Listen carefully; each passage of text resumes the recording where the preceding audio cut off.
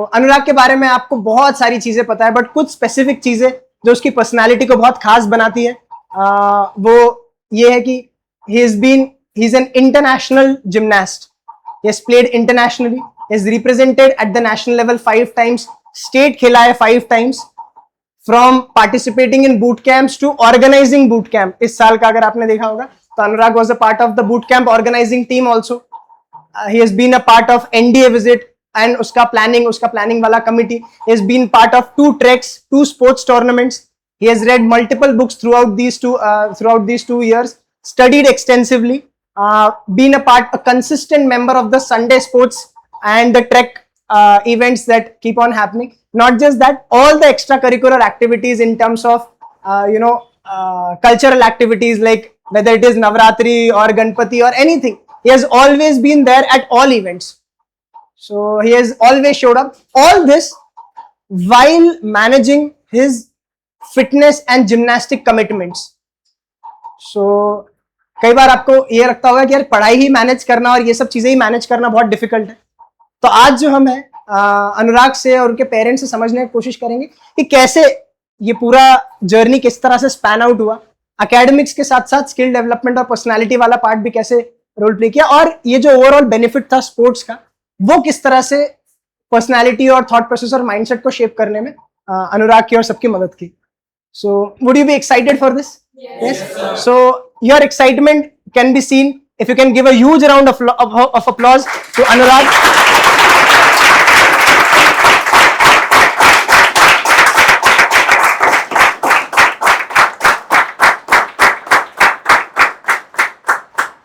इस पॉडकास्ट और इस कॉन्वर्सेशन को और ज्यादा वैल्यू एडेड बनाने के लिए we would also request Abhijit sir to join us, because he being a teacher, he has seen hundreds of students, in fact thousands of students जो इस टीनेज वाले फेज में से गुजरते हैं, और स्पोर्ट्स के through he is positively contributing to shaping their mindset as well as their physical body.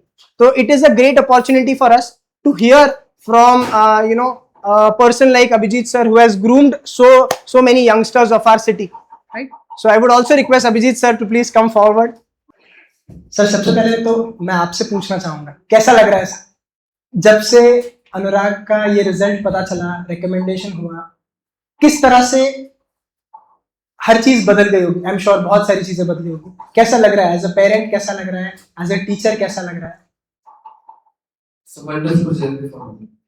As a father, it's a huge demand from the fathers.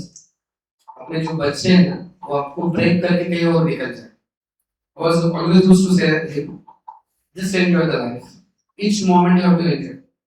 और वो enjoy करते करते मुझे नहीं पता चला. When he defeated me, he just started to walk forward. So these tears are not for the pen. It's the happiest tears in my eyes, and it's a salute as a great son. So एक बहुत बढ़िया moment है मेरे लिए as a father. और हर पिता माता की एक डिमांड है. My father is sitting over there, and he's similarly feeling for me. So 3 generation एक साथ एक दूसरे को फील करते हैं. It's wonderful. I can't express. अगर मैं उससे बात करने जाऊँ ना तो सालों लग जाएगा, मैं रुकूंगा नहीं. It's a beautiful gift from my son for me. Yes. Okay.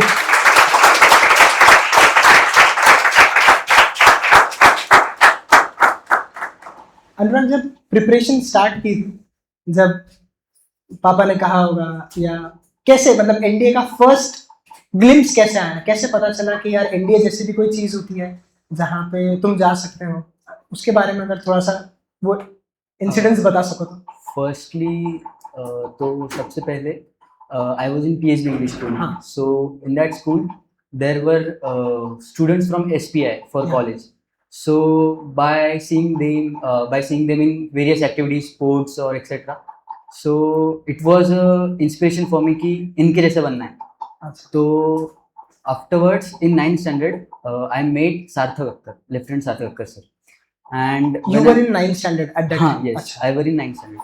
So I met him and he told me about National Defence Academy. So that was the incident when I decided कि यार अभी कुछ तो करना है, जैसे सार्थक भैया जैसे बनना है, क्योंकि सार्थक भैया को मैंने मेरे स्पोर्ट्स के लाइफ में देखा, and when he got pass out like in 10th standard I think. So that was moment, मतलब मेरा जो फोन का वॉलपेपर है मैंने वो उनका फोटो रख दिया था कि अभी कुछ बनना है तो इनके जैसे बनना है. तो that was a moment when I decided कि I have to join NDA and I have to prepare for National Defense Academy. Okay, great great. Sir, आपके मन में कब आया कि ऐसा कुछ किया जा सकता है? जैसे सार्थक सर को भी आपने ट्रेन किया है. Actually as a PS based course teacher पहला बैच हम लोगों के पास एसपीआई का है. I was very shocked even those were the PS based they know that कि मेरा ऐसा और है स्कूल में कि अगर मैं देख भी लूं तो बच्चा हिलेगा नहीं, ऐसे डर है. और वो लोग मुझे चैलेंज करते थे वो बैच 11 का कि यार कब इस बंदे को डिफीट करके मैं स्किलफुली अवॉइड करूं. वो सारे चैलेंजेस मुझे पहले पहले इरिटेट करते थे, बाद में वो सारे चैलेंजेस मुझे एंटरटेन करने लगे क्योंकि वो मेरे चैलेंजेस को चैलेंज देते थे. आप रोक के दिखाओ, आप ट्रिक बताओ, हमारा ट्रिक आपसे बाहर. ये सारे मूवमेंट करते करते एक बैच था, माइंड सेकंड बैच होगा वो, फर्स्ट बैच था विजय शंकर बोल रहा अभी रिक्रूटमेंट, मतलब उनके बारे में बता नहीं सकता हूँ, ऐसे पोस्ट पे काम कर रहे हैं. इवन आई कॉल हिम ना तो बोला कि सर 10 मिनट आपको आइडेंटिफिकेशन देना पड़ेगा. मतलब उसके बाद उसने मेरे से व्हाट्सएप कॉल पे बात की. तो I don't know to tell about him, but वो बंदा ऐसा था जिसने इतना चैलेंज कर दिया मेरे को, तो उसने मेरे को मॉडिफाई कर दिया एज अ टीचर. कभी कभी बच्चे भी टीचर को सिखा देते हैं. That time I felt somewhere कि मेरा बेटा हो सकता है. ऑफिसर लाइक क्वालिटी, उनका स्ट्रक्चरल चलना, जरूरी नहीं कि आप ऑफिसर बने, बट जरूरी है कि ऑफिसर लाइक क्वालिटी आपकी बॉडी के अंदर आ जाए. आप जो भी करो तो ऑफिसर समझ के करो, तो आपका मेंटली अलग ही शिफ्ट करेगा. बस वो ट्रेनिंग के लिए से भेजा था. Even he knows that I am not sure about it कि अनुराग कभी फाइनली उधर चला जाएगा, मतलब ऑफिसर बन जाएगा. But I just have that feeling Anurag के अंदर ऑफिसर लाइक क्वालिटी आ जाए. उस मोमेंट वो बच्चों को देखकर मुझे लगा था कि अनुराग ऑफिसर बने. अच्छा, and he started that. He is okay, great. Sir, sports वाला जो जर्नी रहा है, मतलब क्या ऐसा ये थे कि आपने जिम्नास्टिक्स चूज किया अनुराग के लिए? बहुत क्लोज है, थोड़ा सा आप लोगों को शॉक लगेगा. आरुण सिटी को या अनुराग सिटी के इनके पास 100% अटेंडेंस वाला स्कूल का ट्रॉफी. पढ़ाई भूली ना करें, रूल एक पक्का है कि रोज जाना है. उसके बाद दूसरा सेम फॉर जिम्नास्टिक्स. 2-1.5 साल के बीच में आपको लगता है कि कोई बच्चा 7 सेकंड के बाद अगर कहीं जाता है तो अपने पिता को कॉल करता है शाम में. उसका डेयर नहीं होता कि पापा भी नहीं जा रहा हूँ, मम्मा के थ्रू मैसेज करने करता है मुझे नहीं जाना है. डैड कहेगी आपको नहीं जाना तो आप देख लो, आप डिसाइड कर लो क्या करना है. और अगले 10 मिनट में वो कपड़े पहन के वो जिम्नास्टिक पहुंच जाए. This was the rule for us as a sports person. मैं एक चीज मानता हूँ, भले आप परफॉर्म मत कर पाओ, प्रिपेयर कर पाओ, उतना काफी है क्योंकि रिजल्ट इज सेकंड. और रही बात जिम्नास्टिक्स की, तो ये इंफॉर्मेशन की मेरे पास एक कराटे करता था. I am not wrong, he was orange belt, green belt को उसने छोड़ा. थोड़ा पिताजी का इंस्टीट्यूट है, थोड़ा बॉसिंग वाला मोमेंट अगर पिक हो गया. और एक दिन तारक दास बोल टीचर थे, मेरे घर पे आए और उन्होंने इसको फ्रंट रोल कर देख लिया था. सो इसलिए क्या कर सकता है gymnastic. And that was moment कि मुझे लगा कि इसे जिम्नास्टिक भेजना चाहिए. And I just want to mention here, संस्कार बहुत अच्छे मिलते हैं वहाँ. और मैं चाहता था कि मेरा बच्चे इंटरनेशनल प्लेयर भले ना बने, बट संस्कार यहाँ पर भी संस्कार के लिए ज्वाइन किए. If I am not wrong, sir से बहुत बात हुआ है. संस्कार अगर अच्छे मिल जाए ना तो आप जीवन में कुछ भी अच्छा करते हैं. जरूरी थोड़ी सारे इंडियन आर्मी में जाए, एयरफोर्स में जाए, जो भी करना वो संस्कार से करो, जो भी करोगे अच्छा ही करो. For that purpose we have chosen that gymnastics. And after that वो ग्रुप करने का 2 साल तक रोता था, कोई मेडल नहीं, डिस्ट्रिक्ट में भी जीतना नहीं था. उसके बाद बहुत सारे मूवमेंट है उसके. And once he started his journey, फिर उसने मुड़ के कभी नहीं देखा. बट सर, कब से, मतलब कौन से क्लास में जब अनुराग था जब उसने फर्स्ट टाइम खेलना शुरू किया? जिम्नास्टिक खेलना शुरू किया था 3rd स्टैंडर्ड से.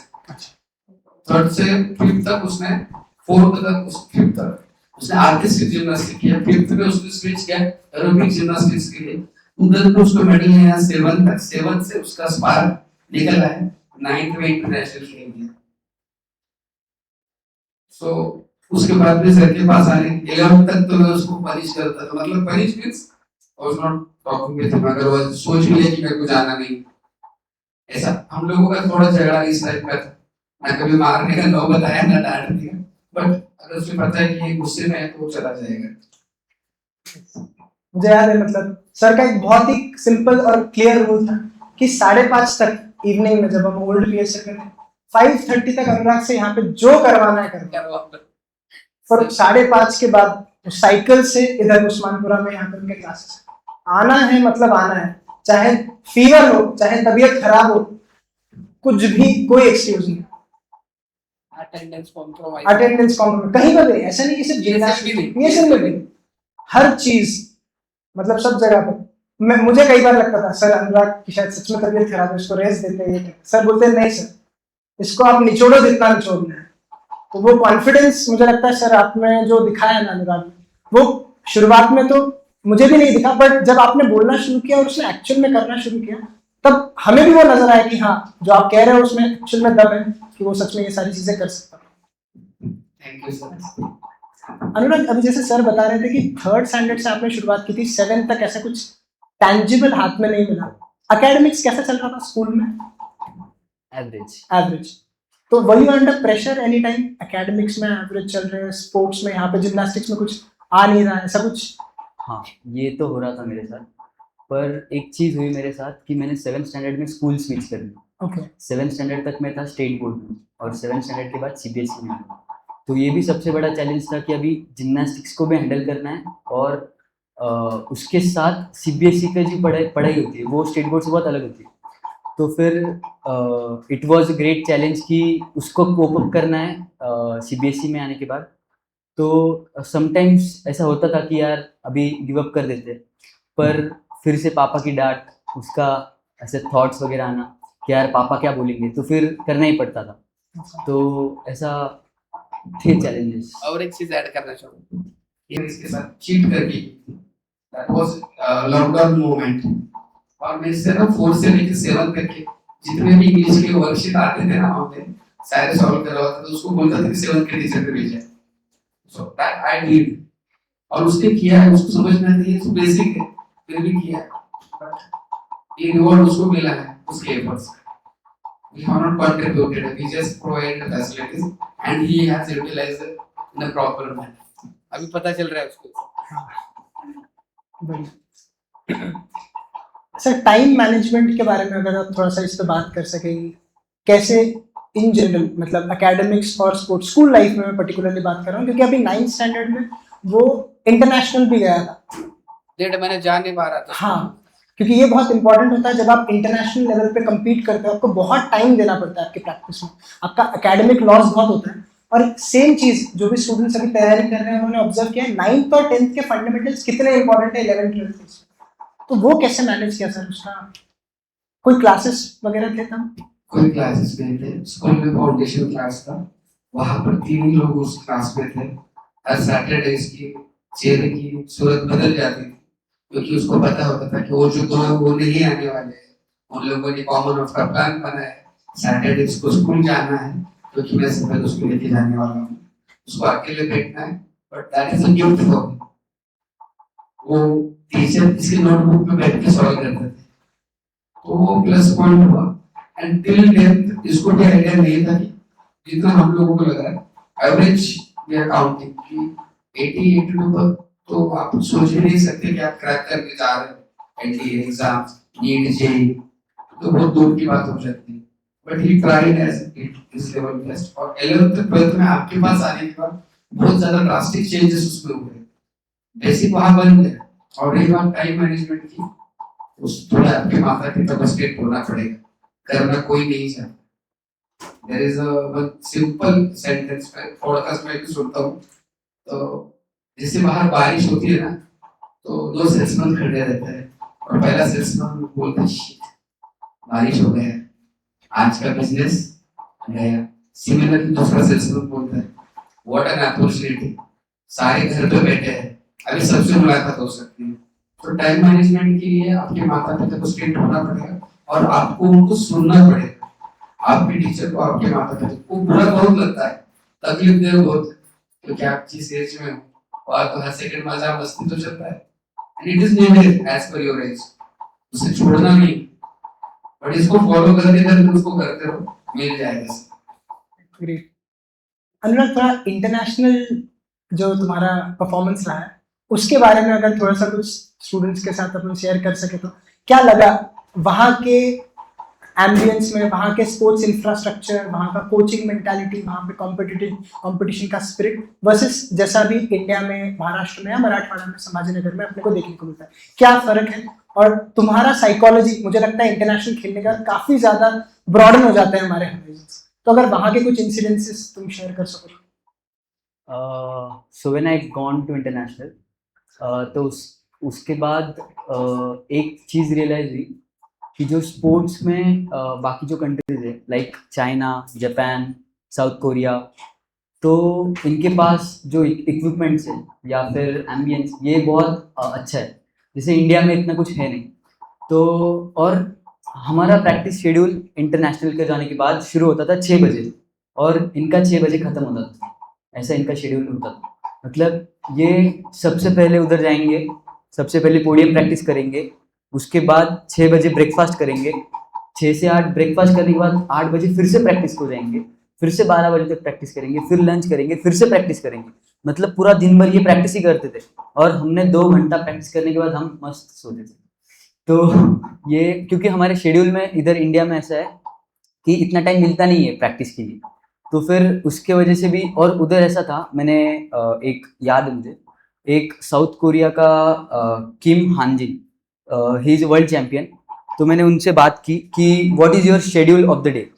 तो उन्होंने बोला कि अगर हमारे कंट्री में कोई बंदा इंटरनेशनल खेल ले तो उसको पढ़ाई करने की ज़रूरत नहीं होती, बस उसको इंग्लिश या फिर एक इंटरनेशनल लैंग्वेज सिखा देते और पूरा दिन भर उसको स्पोर्ट्स खेलने के लिए स्कॉलरशिप मिल जाती है। तो इसके वजह से भी एक इंडिया को जो मेडल मिलना या फिर इंडिया को जो अचीवमेंट्स मिलना ये कम उधर था इंटरनेशनल्स में।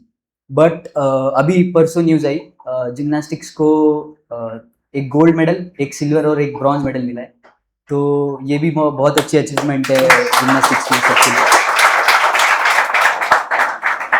आई थिंक ये बहुत इंपॉर्टेंट पॉइंट है क्योंकि सर आप एक स्पोर्ट्स टीचर रहे हैं और जहाँ पर स्पोर्ट्स की बात आती है या जो लेजीनेस की पार्ट आती है उसी का दूसरा एस्पेक्ट है डिसिप्लिन। तो आपने देखा है सर ऐसे कुछ स्टूडेंट्स को जिनको आपने ग्रूम किया हो, ट्रेन किया हो, कि जो शुरुआत में बहुत ही ऐसे लेजी से थे पर स्पोर्ट्स उनके एस्पेक्ट में, उनके लाइफ में जुड़ने के बाद बहुत पॉजिटिव ट्रांसफॉर्मेशन उनमें होने लग गए। और डिसिप्लिन को लेके भी अगर आप थोड़ा वो वाले पॉइंट पे भी अगर बात कर सके। एक्चुअली स्पेसिफिक नाम लेके तो नहीं बता सकता हूँ बिकॉज़ इट इज लाइक आप लोगों का पॉडकास्ट है, तो मैं किसी में से डिस्क्राइब नहीं कर सकता हूँ। But for my personal opinion, जिसके जीवन में खेल जुड़ जाता है ना, डिसिप्लिन जुड़ जाती है। Because it is very simple फंडा कि आप 6 बजे खेलने जाना चाहते हो तो आपका डिसिप्लिन आ गया, क्योंकि आपके ब्रेन ने सबकॉन्शियस माइंड को ऑर्डर दे दिया है 6 बजे मुझे खेलना है। डिसिप्लिन का फर्स्ट क्या है? आपका टाइम टेबल। तो माइंडसेट उस तरह से ग्रो हो गया। रही बात स्पोर्ट्स के रूल्स क्या क्या होते हैं, सब जैसे अभी रेफरेंस आते हैं डॉक्टर सर की बात की, सो अब ये हैप्पी आपको पता नहीं चलेगा आपका एसएसबी है, आपका यूपीएससी का रिटन एग्जाम कल, तो आज आप कहाँ होंगे? यू विल आंसर कल आपका एसएसबी है या कल आपका एग्जाम है यूपीएससी का, आप कहाँ होंगे? नियर बाय सेंटर पढ़े में। He was with me for the state matches. You will not believe. And he has cracked the UPSC. You will not believe. And when result come, the next state match are going on. While going in the traveling, he told me, "Sir, आज result आ गया पिछले exam में पास में." And he has requested, कि sir मेरा परसों exam में कल से जो आप क्वेश्चन आए तो मेरे 3rd प्लेस का मैच आज करवा देंगे क्या? He has lost semi-final, तो 3rd प्लेस का मैच हुआ. And I have requested to state federation. उन्होंने दूसरा मैच करवाया. And they are celebrating. अगर ऐसे लोगों को स्पोर्ट्स से जुड़ते हैं, जो डिसिप्लिन है, खुद को और बनाना चाहते हैं, और अगर कुछ होता नहीं बन जाता है, वो बनाना चाहते हैं, तो स्पोर्ट्स, डिसिप्लिन, डेडिकेशन और commitment towards your own life, किसी और की कमिटमेंट आ ही नहीं सकते आपकी लाइफ में, सर कितना भी 10 बार बोल के कि आप ऑफिसर बनने वाले आप बन ही नहीं सकते। सर सिर्फ फैसिलिटी प्रोवाइड करें, अच्छा सराउंडिंग देके, अच्छा टीचिंग देंगे, देना आपको पड़ेगा। तो सिमिलर जब तक आपको नहीं आएगा, स्पोर्ट्स के रोल प्ले करता है, फेलियर सक्सेस को अलग अलग डिस्क्राइब करता है, तो डिसिप्लिन और डिवोशन आपका होगा, फैसिलिटीज सारी आपके सामने पड़ी होगी, अपॉर्चुनिटीज। Thank you sir. और सर अभी इंटरनेशनल होने के बाद में आपके सामने ये कंफ्यूजन तो आया होगा कि डेफिनेटली ऑफिसर लाइक क्वालिटीज चाहिए, एनडीए का ऑप्शन है, और एक इंटरनेशनल एथलीट बनने के लिए भी मुझे लगता है बहुत अपॉर्चुनिटी रही होगी। इनके कोच ने भी कहा होगा कि नहीं नहीं इसको इसी में डालते हैं। कैसे आपने डिसाइड किया कि नहीं एनडीए को लॉक करते हैं और इंटरनेशनल को थोड़ा साइड में रखते हैं? सब लोग ऐसे बता रहे थे, even his coach is my good friends, मतलब हम लोगों का फ्रेंड सर्कल है मुझे, तो I was used to say that उसको करने देते हैं, हम लोग जिम्नास्टिक कंटिन्यू रखते हैं। जब भी टूर्नामेंट आएगा हम पढ़ाई को थोड़ा रोक देंगे, जब भी एग्जाम आएगा टूर्नामेंट को रोक देंगे, क्योंकि इंडियन पेरेंट्स जैसे मेडल लेने की भी बात की, पेरेंट्स भी कंफ्यूज है। एज ए स्पोर्ट्स पर्सन मैं कंफ्यूज था कि मेरे बेटे को एकेडमिक्स करवाना है, स्पोर्ट्स, वो सारी चीजों को लेके चलने जब तक जाएगा, जब ऐसे लगेगा कि कहीं ब्लिंक हो रहा है, मतलब स्पार्क मिल रहा है, उसको छू लेंगे। और गॉड ग्रेस उसने पहला ही स्पार्क छू लिया, तो उसने रोक दिया। इवन आप बिलीव नहीं करोगे, इस पढ़ाई के लिए अगर वो नहीं जाता था तो हम लोगों में झगड़ा होता था। I am ready to accept, मुझे कोई फर्क नहीं पड़ता कि उसको क्या लगेगा, लोग मुझे नाम रखेंगे, इतना अच्छा बच्चा है, अफसर लाइक क्वालिटी, उसको न रखता, I don't have any problem.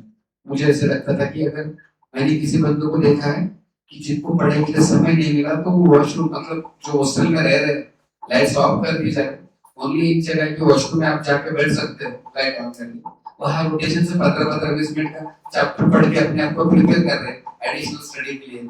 अगर ऐसे लोग हो सकते हैं तो ऐसे भी लोग हो सकते हैं जो स्पोर्ट्स और एकेडमिक्स दोनों को मैनेज कर सकते हैं। और जितना अटकाना चाहो अटका दो, मेहनत बहुत करना है। जो ट्रेनिंग आप कर रहे हो ना, उसके लिए तो ऐसा सोचो कि 16 घंटा कम, 18, 19, 20, 22, 21, मतलब आगे, और 24 आवर्स के बाद सोचो कि और कहीं टाइम मिल जाए। इस टाइप का माइंड सेट, एक टाइप का एफर्ट, तो ये सोच के फिर मैंने उसको दोनों करने दिया। लास्ट में सिर्फ एक टूर्नामेंट उसने मिस किया, it was painful for me as a sports person, और थोड़ा सा पत्थर रखना पड़ता है। जीत जाता है, he has given the correct answer, तो मेरे को सेटिस्फाइड कर गया कि अब अगर मैं एफर्ट नहीं लगाऊंगा तो फिर क्या चाहते हो बस। So that was the question mark he has raised in a correct manner, so I have step back. Even sir अगर याद होगा तो इस कैबिन में आके बोला था क्या था उनको बोलना मत, मैं यहाँ आया हूँ, but he was listening at back side, very bad, I mean he is having that. और मैंने सर को बोल रहा हूँ कि सर वो इंटरनेशनल इस बार नेशनल नहीं भी खेले तो चलेगा। Sir was little bit shock, यही वो बंदे कि 1.5 साल पहले बोल रहे थे उसने जाना, और आज as a father I decided अगर उसने कुछ डिमांड किया उसकी पढ़ाई से related, so I have contributed that money. सीधा सामने से हेल्प नहीं किया मैंने, उसके सामने से सरेंडर नहीं किया, एक ट्री डिजाइन कर लिया था हम लोगों ने। ग्रेट। अनुराग, हम प्रिपरेशन के ऊपर थोड़ा सा आते हैं। अगर हम रिटन की प्रिपरेशन की बात करें, जब से आपने 11th की जर्नी शुरू की तो कैसा रहा? मतलब एनडीए के रिटन की अगर हम बात करें, कई सारे ऐसे भी फ्रेंड्स हैं जो अपनी प्रिपरेशन अभी स्टार्ट करने वाले हैं, कई ऐसे भी फ्रेंड्स हैं जो अभी प्रिपरेशन के एकदम फर्स्ट अटेम्प्ट के करीब है, अभी फर्स्ट अटेम्प्ट अपियर करने वाले। जितने भी सब्जेक्ट्स हैं, starting with maths, English, social science, general science, current affairs, कैसा रहा? मतलब अगर हम इंटरेस्ट की बात करें, स्कोर्स अगर हटा दें, इंटरेस्ट की बात करें, तो कौन सा सब्जेक्ट सबसे ज्यादा इंटरेस्टिंग लगे? सबसे ज़्यादा इंटरेस्टिंग सब्जेक्ट तो मैथ्स लगा, अच्छा, क्योंकि पहले से ही मैथ्स में बहुत ज़्यादा इंटरेस्ट था। एंड उसके बाद फिजिक्स, केमिस्ट्री या फिर जीएस, और सबसे ज़्यादा एकदम ऐसा वीक सब्जेक्ट बोलना Challenging subject, चैलेंजिंग, तो वो इंग्लिश था। वो इंग्लिश था। क्योंकि इंग्लिश मतलब रिटन के लिए भी और पब्लिक स्पीकिंग के लिए भी, तो सबसे ज़्यादा चैलेंजिंग ये था। एंड व्हेनेवर अभी 11th स्टैंडर्ड में जब ज्वाइन किया था इंग्लिश, पीएसएल ज्वाइन करने के बाद आपने भी मुझे देखा ही होगा, मेरी जो इंग्लिश थी बहुत ही ज़्यादा वीक। एंड सबसे बड़ा चैलेंज एसएसबी के लिए मेरा वही था कि यार अभी एसएसबी देना है तो वो इंग्लिश में देना है, कोई दूसरा ऑप्शन ही नहीं है। तो क्या करें, तो फिर कुछ भी करके इंग्लिश बोलनी है। तो starting from 11th standard to this 12th standard journey, वो एक बहुत ही बड़ा ट्रांसफॉर्मेशन हुआ कि मतलब आज भी इंग्लिश बोलने में इतना कॉन्फिडेंस है जितना मुझे 11th स्टैंडर्ड में नहीं था। तो फिर वो एक चैलेंज था मेरे लिए इंग्लिश बोलना। And for preparation like I started preparing from 11th standard. पर सबसे ज़्यादा सीरियसनेस या सबसे ज़्यादा डिसिप्लिन पढ़ाई में लास्ट के 2 महीने में थी। Like in last 2 months like Shravani, Devang, I, Soham, Parth, Omkar, Ashutosh, like we were doing group studies. मतलब सबके सब इतने टेंशन में आ गए थे कि मैं अगर कुछ क्वेश्चन पूछ लूँ और अगर उसको ना आए तो वो टेंशन में चला जाएगा, अगर उसने मुझे कुछ क्वेश्चन पूछ लिया और मुझे नहीं आया तो मैं टेंशन में चला जाऊँगा। तो इसकी वजह से फिर हम ग्रुप स्टडी करते थे और लास्ट के 2 months में हमने पूरा प्रिपेयर करके लाइक बहुत ज़्यादा पढ़ाई की। Like we started coming to PSL at 6, 7 and we were going from PSL till 9. We were staying back till 9.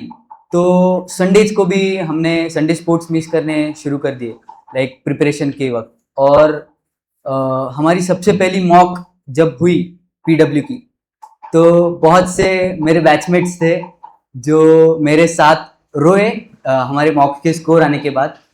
तो वो एक पहली मॉक थी जब हमने साथ में रोना धोना किया। एंड उसके बाद बहुत ज़्यादा मस्त प्रिपरेशन की। एंड लास्ट 2 months में सबसे ज़्यादा फोकस मैथ्स और GS में किया। Like Saurabh sir last 2 months में बहुत ज़्यादा एक्सटेंसिवली जियोग्राफी सिखाया हमको। और जब मैंने रिटर्न के बाद मेरे मार्क्स स्कोर किए तो जियोग्राफी में मेरे बस 2 इनकरेक्ट हुए थे, बाकी सारे के सारे बराबर थे। तो ये भी एक बहुत अच्छी चीज़ थी मेरे लिए। एंड उसके बाद भी अभी इंग्लिश की अगर स्कोरिंग बोली जाए तो इंग्लिश में मुझे 200 में से बस 50 मार्क्स थे, तो मैंने बस कट ऑफ क्लियर किया था इंग्लिश का। एंड मैथ्स तो सर ने बहुत अच्छा सिखा दिया था। तो ये सब लास्ट के 2 months में पूरी प्रिपरेशन वगैरह की। और सबसे ज़्यादा जो बेनिफिट मुझे हुआ NDA की प्रिपरेशन में वो थी ग्रुप स्टडी।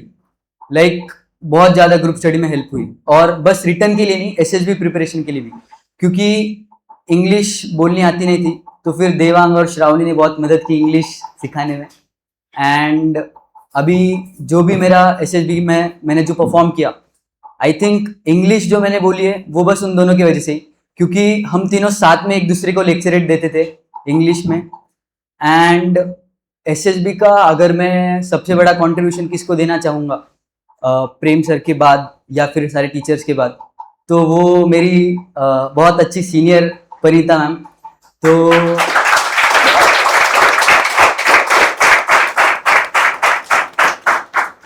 क्योंकि जस्ट उनकी SSB हो गई थी एंड उनकी पढ़ाई भी साथ में चल रही थी एंड उनकी स्टडी लेकर वो हमको सिखाते थे। मीन्स सुबह आने से पहले हमको टेलीग्राम पे एक मैसेज डाल देंगे कि these are your WAT sentences and you have to give me sentences। Like शाम में ट्रेनिंग लेना, SRT, WAT, TAT, GD, GP ये सब कंडक्ट करना। एंड मतलब हमसे ज़्यादा एक्साइटेड वो थी, और इतने एक्साइटमेंट में थी जब हम रिकमेंड हो गए तो हमसे ज़्यादा खुश होने वाली भी वही थी, क्योंकि बहुत अच्छा लगता है एक सीनियर को जब उसके जो जूनियर अच्छा परफॉर्म करते। तो thank you, I would like to say thank you and तो यही सारी पूरी प्रिपरेशन थी मेरी। अभी जिनके एग्ज़ाम है सितंबर में, तो ऐसा नहीं है कि अगर तुमने साल भर भी ऐसी पढ़ाई नहीं की होगी तो लास्ट 2 months में भी सब कुछ हो सकता है। बस थोड़ा ग्रुप स्टडी ज़्यादा करो और इंडिविजुअल स्टडी भी करो। Thank you.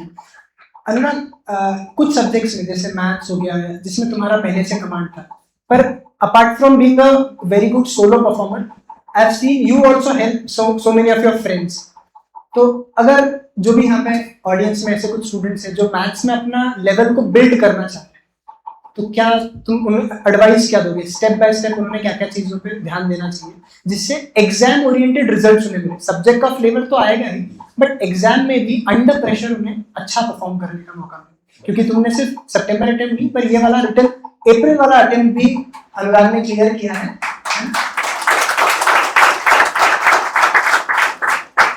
मैं अप्रैल वाला अटेम्प्ट को स्पेसिफिकली क्यों बता रहा हूँ, उसके पीछे भी रीजन है। 16 जनवरी 2026, 16 जनवरी 2026 को अनुराग का रिकमेंडेशन हुआ था। उसके बाद 10 फरवरी को, जैसे हमने देवांग की कॉन्वर्सेशन में भी देखा, 10 फरवरी को उनका 12th का पहला पेपर था इंग्लिश का। 2 फरवरी या 3 फरवरी को अनुराग को वापस रिपोर्ट करना था प्रयागराज, उसके मेडिकल से एग्जाम से 7 दिन पहले। इतनी क्रिटिकल सिचुएशन में एग्जाम वगैरह कंप्लीट होने के बाद बहुत कम टाइम मिला था एक्चुअल में रिटन की दोबारा प्रिपरेशन करने अप्रैल अटेम्प्ट के लिए, बट वो भी अनुराग ने बहुत अच्छे से क्लियर किया। तो इसका ये मतलब है कि जो भी पढ़ाई की गई थी सितंबर अटेम्प्ट में, ऐसे नहीं कि बहुत शॉर्टकट्स लेके और बाय चांस हो गया, बट जेन्युइन अच्छी टेक्निक के साथ साथ पढ़ाई की गई थी। तो इफ सारे एस्पिरेंट्स के लिए अगर तुम ब्रेक डाउन कर सको मैथमेटिक्स में क्या क्या चीज़ें करनी चाहिए, इंग्लिश के लिए ठीक है जितना भी तुम्हें जो जो चीज़ें हेल्प की होगी, जीएस के लिए नोट्स वगैरह जो भी तुम्हें लगता है, कैसा अगर आप ब्रेक डाउन करके बता सको। So starting with maths, maths के लिए अगर तुम्हें करना है मैथ्स अच्छा, तो व्हाट आई डिड कि सबसे पहले तो क्लास नोट रिवीजन करना, ये तो सबसे मस्ट है। और उसके बाद सर हमें वर्कशीट्स देते थे, तो वो वर्कशीट को टेस्ट के पहले सॉल्व करना। और एक बात, अगर मैथ्स का एक क्वेश्चन है तो उसको बस एक मेथड नहीं होती सॉल्व करने की, 3 से 4 प्रकार की मेथड होती है। तो फिर बस एक मेथड से आंसर आ गए तो बस उधर मत रुक जाना, वो 3-4 मेथड क्या है उसको भी समझ लेना। तो उससे क्या होगा कि अगर एग्जाम टाइम में प्रेशर सिचुएशन में वो मेथड याद नहीं आई तो जो दूसरी मेथड है वो भी याद आ जाएगी। तो फिर ये एक फॉलो किया था कि अगर एक क्वेश्चन आया, ऐसा नहीं है कि उसको 5 मिनट में सॉल्व किया और हो गया, उसको एनालिसिस करना है यार ये क्वेश्चन सबसे पहले कौन से मेथड से सॉल्व होगा, और फिर वो अगर लाइक एक क्वेश्चन है और उसको 3 मेथड से सॉल्व किया जा सकता है, वो 3 मेथड में भी सबसे फास्टेस्ट मेथड कौन सी है, वो 3 मेथड में भी सबसे इजीएस्ट मेथड कौन सी है, और वो 3 मेथड में एक ऐसी मेथड भी होगी जो सबसे लॉन्ग होगी, जो तुम्हें बोर्ड्स प्रिपरेशन के लिए काम आएगी। तो ऐसे 3-4 मेथड मैथ्स के लिए, एक क्वेश्चन के लिए ऐसी प्रैक्टिस की मैथ्स के क्वेश्चंस के लिए। एंड उसके बाद जो अपने पीवाईक्यूज होते हैं 2016 से लेके 2025 तक, तो आई थिंक अप्रैल अटेम्प्ट तक वो 2 बार सॉल्व करके हो गए थे, तो वो भी एक पीवाईक्यूज ने भी बहुत सारी मदद की। एंड उसके बाद पीडब्ल्यू के मॉक्स, पीडब्ल्यू के सेक्शनल मॉक्स, तो ये सब मॉक्स वगैरह देकर मैथ्स एकदम स्ट्रांग कर लिया। और अप्रैल अटेम्प्ट को तो मैंने मैथ्स की स्टडी ही नहीं की थी, मतलब मैथ्स पूरा छोड़ ही दिया था, बस पूरा जीएस की पढ़ाई कर रहा था। मैथ्स में इतनी गारंटी थी कि यार कट ऑफ तो क्लियर हो ही जाएगा, तो ये गारंटी बस एक ही चीज़ से थी कि यार मुझे सारे कॉन्सेप्ट्स आते हैं और मुझे एक क्वेश्चन के लिए 4 मेथड्स आते हैं, तो उसके वजह से इतनी गारंटी थी खुद पे कि यार मैं मैथ्स का कट ऑफ तो क्लियर कर ही लूँगा। ये मैंने मैथ्स के लिए किया। और अप्रैल अटेम्प्ट में जब मैंने मैथ्स का जब स्कोर चेक किया तो मैंने अटेम्प्ट किए थे 99 और उसमें से बस 3 गलत हुए मेरे, तो ये भी बहुत ज़्यादा अच्छा था मेरे लिए कि मतलब बहुत ही एक्सेप्शनल था। और ये उसी वजह से हुआ कि 3-4 मेथड एक क्वेश्चन को जब मैं देखता हूँ तो, और अभी भी ऐसा होता है कि यार क्वेश्चन देख लिया तो आंसर पता चल जाता है इसका आंसर क्या होगा, इतना अच्छा मेरा ऑप्शन एलिमिनेशन का टेक्निक हो गया था, तो वो भी एक बहुत अच्छा था। और एनडीए के एग्जाम के लिए मैं ऐसा नहीं बोल रहा कि तुम मेथड वाइज मत जाओ, पर अपने पास लिमिटेड टाइम है लाइक 2.5 आवर्स, तो उसमें अपने को जितने ज़्यादा क्वेश्चन अच्छे सॉल्व होंगे उतने देखने। तो ऑप्शन एलिमिनेशन सबसे ज़्यादा हेल्पफुल टेक्निक थी, मतलब मैं कम से कम 40 से 50 क्वेश्चन ऑप्शन एलिमिनेशन से ही कर लेता था एनडीए के पेपर के, तो ऑप्शन एलिमिनेशन ने वो बहुत मदद की मुझे। और फॉर्मूला शीट्स लाइक सर आपने लास्ट के 2 महीने में हमें एक टास्क दिया था सर ने कि सारे चैप्टर्स के हमारे पास फ्लैश नोट्स होने चाहिए, तो फिर वो फ्लैश नोट्स सबको पता ही होगा क्या है, तो फिर वो फ्लैश नोट्स में उसने भी बहुत मदद की। लाइक बहुत सारे क्वेश्चंस पेपर में ऐसे होते हैं कि जो डायरेक्टली फॉर्मूला लगाने के बाद उसका आंसर आ जाता है, तो फॉर्मूला याद आएगा कैसे जब तुम फ्लैश नोट्स को रिवाइज करोगे, तो वो फ्लैश नोट्स ने भी बहुत ज़्यादा मदद की थोड़े बहुत क्वेश्चन सॉल्व करने के लिए। एंड सबसे ज़्यादा इम्पोर्टेंट PYQs, जितने PYQs कर सकते हो उतने करो। 2016 से लेके 2025 तक सारे PYQs। तो ये सब मैथ्स के लिए करने के बाद एक मैथ्स पे अच्छी कमांड आ गई। एंड उसके बाद इंग्लिश के लिए जैसे देवांग और श्रावणी ये थे ही मदद करने के लिए, पर side by side book reading भी चालू थी। एंड उसके बाद इंग्लिश के लिए PW के सेक्शनल मॉक्स आते थे। तो सेक्शनल मॉक से क्या हुआ, एक सेक्शनल मॉक दी 10 क्वेश्चन की, उसको एनालिसिस करो, सेम जैसे फ्लैश नोट्स बनाते हो मैथ्स के लिए फॉर्मूला के, सेम फ्लैश नोट्स वैसे ही बनाओ कि यार ये एक इम्पॉर्टेंट रिजल्ट है इंग्लिश का कि ऐसा ऐसा क्वेश्चन आने के बाद ऐसे उसका आंसर आता है। तो ऐसे इंपॉर्टेंट रिजल्ट्स तुम खुद बना लो। और अप्रैल अटेम्प्ट तक तो ऐसा हो गया था कि मैंने मैथ्स के खुद से इंपॉर्टेंट रिजल्ट्स बना लिए थे कि यार ये क्वेश्चन आने वाला है, डायरेक्टली ये स्टेप ना करते हुए डायरेक्टली 4th स्टेप पे कैसे आओ। तो ये मैंने सारे इंपॉर्टेंट रिजल्ट्स बना लिए थे अप्रैल अटेम्प्ट तक। तो मेरे अभी खुद की एक नोटबुक थी, वो नोटबुक में बहुत सारे ऐसे क्वेश्चन है अभी भी कि जिसके मैंने इंपॉर्टेंट रिजल्ट्स बना लिए कि डायरेक्टली अभी क्वेश्चंस भी आ जाए तो बस वो एक इंपॉर्टेंट रिजल्ट लगाना है और आंसर आ जाएगा। तो ऐसे भी बहुत सारे, और मैथ्स का मॉक होने के बाद उसका एनालिसिस करना, फिर वो फॉर्मूलेज, वो इंपॉर्टेंट रिजल्ट्स को एक बुक में लिख के रखना, और नेक्स्ट मॉक में वो गलती ना हो इसलिए वो भी पढ़ के जाना। तो फिर ये एक बात थी जो मैंने मैथ्स की लिखी।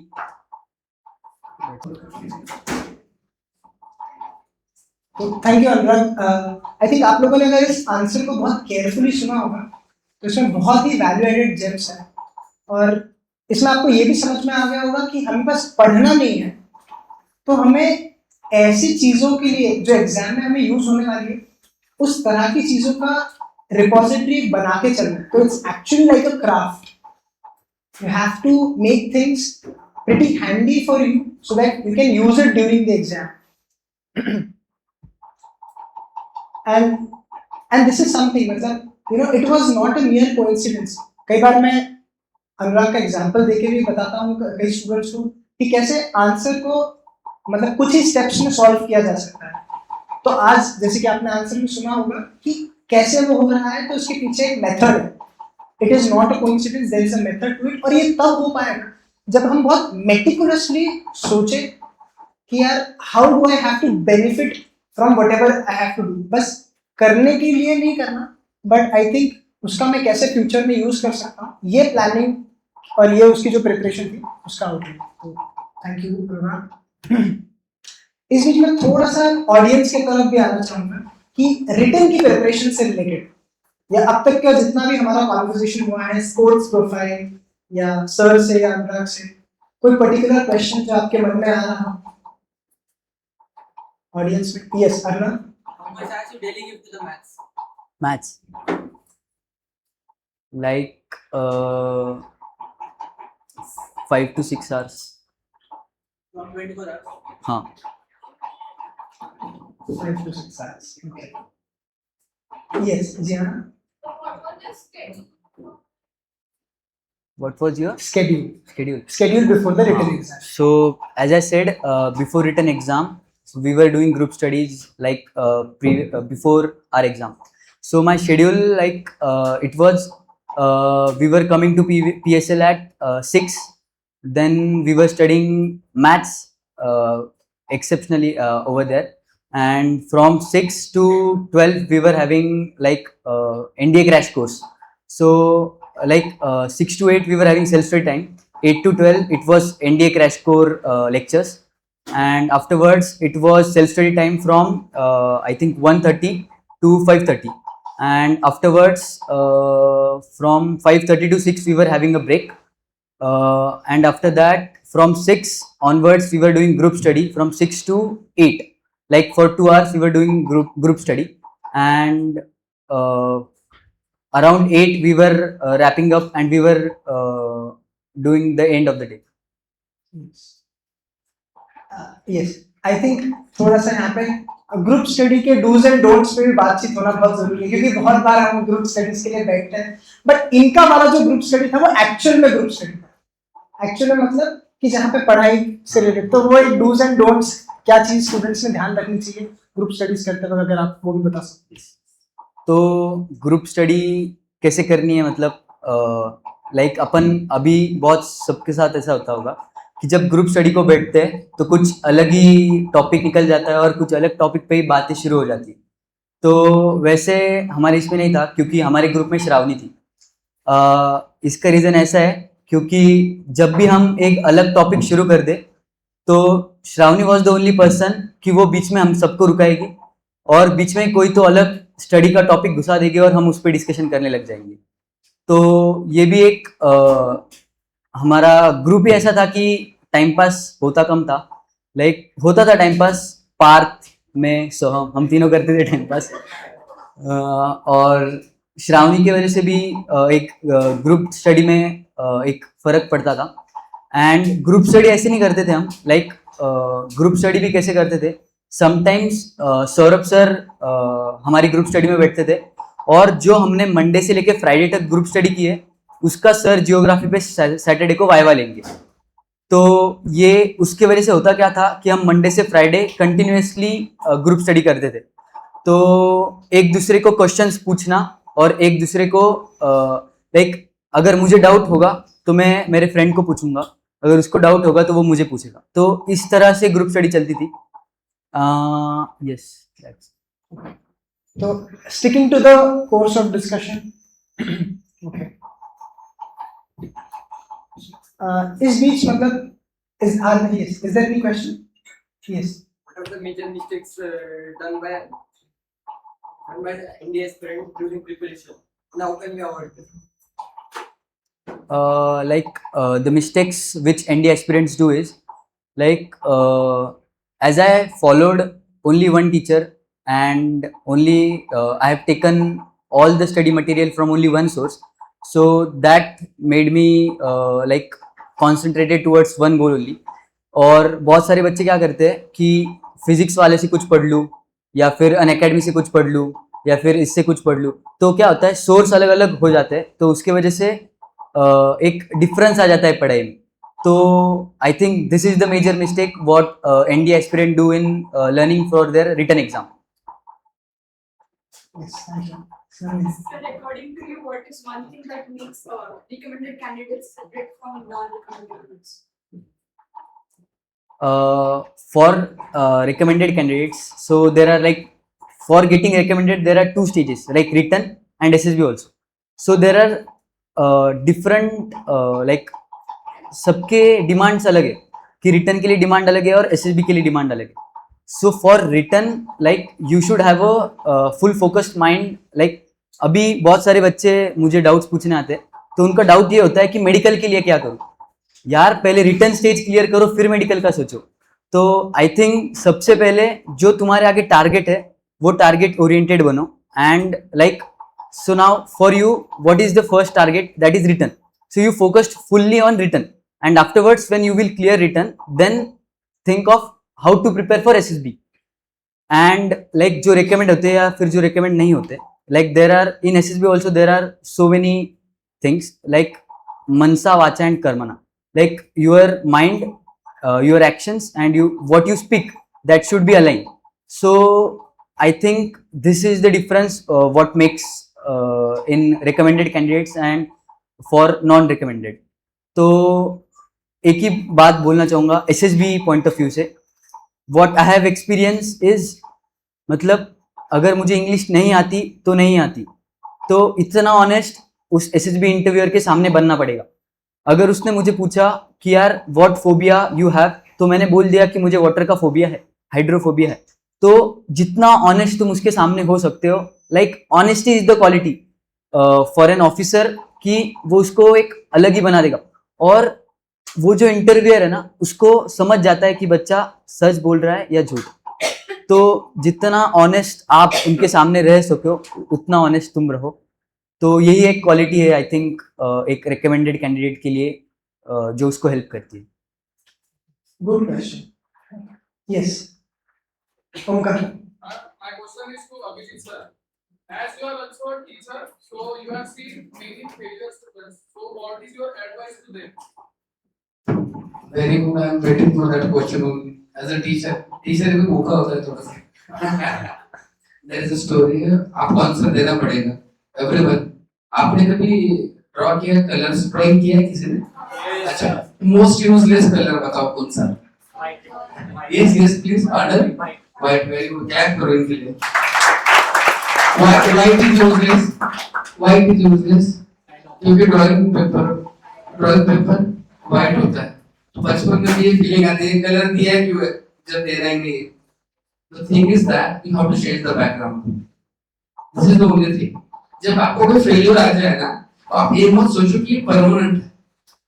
कोई भी सक्सेस आपको परमानेंटली डिफाइन नहीं करता। I was speaking with the path. बात हम बात कर रहे थे ना, बात कोइंसिडेंटली बात आ गई।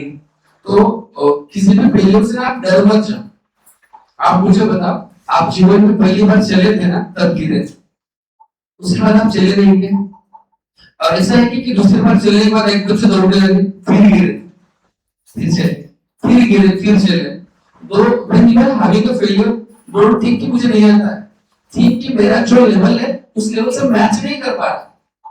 इट डजंट मीन कि मैं उस लेवल को मैच नहीं कर पाऊंगा, एंगल बदल दो। जरूरी नहीं कि किताब हर बार सामने से पढ़ी जाए। वो अपोजिट नाम का एक किताब आप पढ़ो, उसको बोला जाता है बीच में से कहीं भी पढ़ो, समझ में आ जाएगा। गीता के बारे में कहा गया, भगवत गीता के बारे में जो श्लोक आप पढ़ लो, समझ जाओ, भगवान उसी के हो जाए। तो कॉन्सेप्ट ऐसे है। तो जब आप फेलियर में होते हो ना, तो आप कभी खुद को ऐसा महसूस मत कराओ कि मैं फेल हूं। ये रियलाइज होना चाहिए कि मैं फेल हुआ हूँ, ये रियलाइज होना चाहिए कि मैं पीछे आया हूँ। इट डजंट मीन शेर जब 2 कदम पीछे आ जाए कुछ लाभ नहीं होगा, बट शेर का जो जज्बा कम नहीं होना चाहिए। Most of the failure students क्या करते हैं कि अपने जज्बे को रोक देते हैं। कौन रोक रहा है? जब आप यहाँ आए थे पहले दिन, उस वक्त आप कैडेट नहीं थे, तो क्यों सोच रहे हो कि कैडेट नहीं हो तो आप कुछ हो? आप हो, आप इंसान हो, देयर इज अ स्कोप। तो ऐसे छोटी छोटी बातें जब आप ऑर्गेनाइज करने लगो ना, खुद को छोटी छोटी जगह पे पनिश करने लगो ना, तो आपको फेलियर कुछ नहीं लगेगा। और बहुत बच्चे फेल होने के बाद इसी डर से पास नहीं होते। मेरे पास ऐसा भी एग्जांपल है, certain times is be clear, जाके क्लियर हो कि मेरे डाउट हुआ बंदा, तो उसका गलती क्या है? He has a quality. आप उसको थोड़ी डिफाइन करो। रिकमेंडेशन वहां से आ रहा है, मतलब वो ऑफिसर है, आप किसी को ऐसे डिफाइन नहीं कर सकते। जैसे बहुत बच्चे, जैसे आप 8,100 people are going to select for the return, बाकी बच्चे की प्रिपरेशन नहीं की। मैं हमेशा बोलता हूँ बैनर्स पे उन बच्चों के फोटो लग जाते हैं जो क्लियर कर जाते हैं, बट जिन्होंने नहीं किया उनका क्या है, उनके लिए सोचो। तो वो कॉन्सेप्ट ऐसा है कि फेलियर बच्चे अपने आप को फेलियर ना समझे। सबसे पहले अपॉर्चुनिटी है, इसका खत्म हो गया, दूसरी बार नहीं दे पाएगा मेरे पास। ये जब माइंडसेट बदल जाएगा ना, तो रिजल्ट बदल जाएगा। फिर वो व्हाइट कलर जो यूजलेस लग रहा है ना, तो ब्लैक पेपर पे से डैश लगा दो, इतना मस्त कलरफुल चलता है। बैकग्राउंड नहीं बदल रहा, सोच का बैकग्राउंड बदल। सो फेलियर कुछ नहीं होता है। आप आज यहाँ हो ना, तो आप सक्सेसफुल हो। आपका सोच यहाँ है, जिस दिन सोच हार जाएगा उस दिन फेलियर आ जाएगा। आपके माता पिता, उनको तुम्हें डर लगेगा जब आप डर रहे हो। आप अगर डर नहीं रहे हो ना, तो उनको पता है मेरा बेटा मेरा बेटी करेगी। हर माता पिता को लगता है, और टू से दैट इवन देवान is remember gate the Joy. Her situation से हंसते रहो। जब तक आप जॉय ही नहीं करोगे तो आप क्या रिटर्न करोगे? क्या सक्सेस, क्या डिफिनेशन है सक्सेस? कौन सा डिफिनेशन? पीएम बनना, ऐसा कोई डिफिनेशन नहीं है सक्सेस का।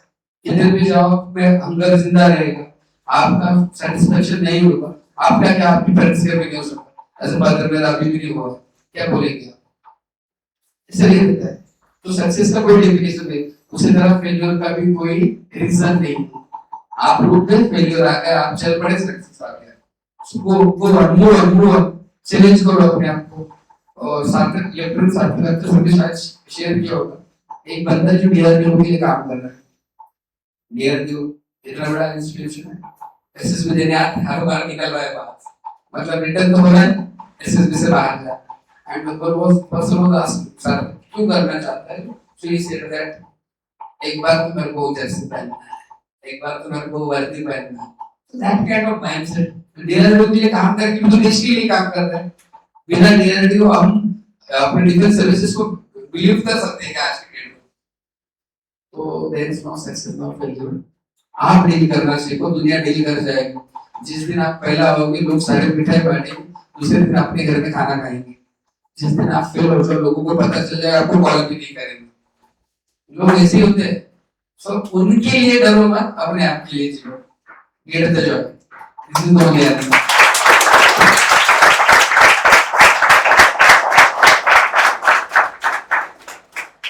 Thank you sir. मतलब ये वाला जो आपने स्पेसिफिकली एग्जांपल के थ्रू बताया ना, कैनवस ही अगर आपने चेंज कर दिया तो कलर बदल जाएंगे। ये सर बताइए। So the SSP written is time bound. So how do you manage the questions along with the time? like as I said कि there are 40 to 50 questions by which you can do it by option elimination, right?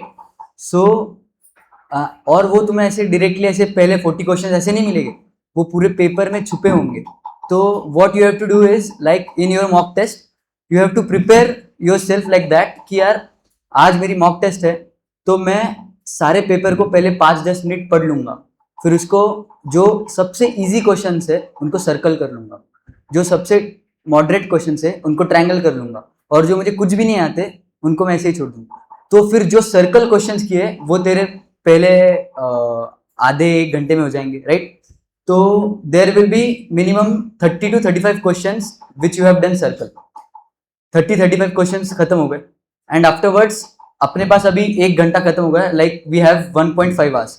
सो उसके बाद moderate questions पे आना है, और फिर moderate questions होने के बाद भी अगर कुछ टाइम बचता है तो फिर हार्ड क्वेश्चंस पे चले जाना है।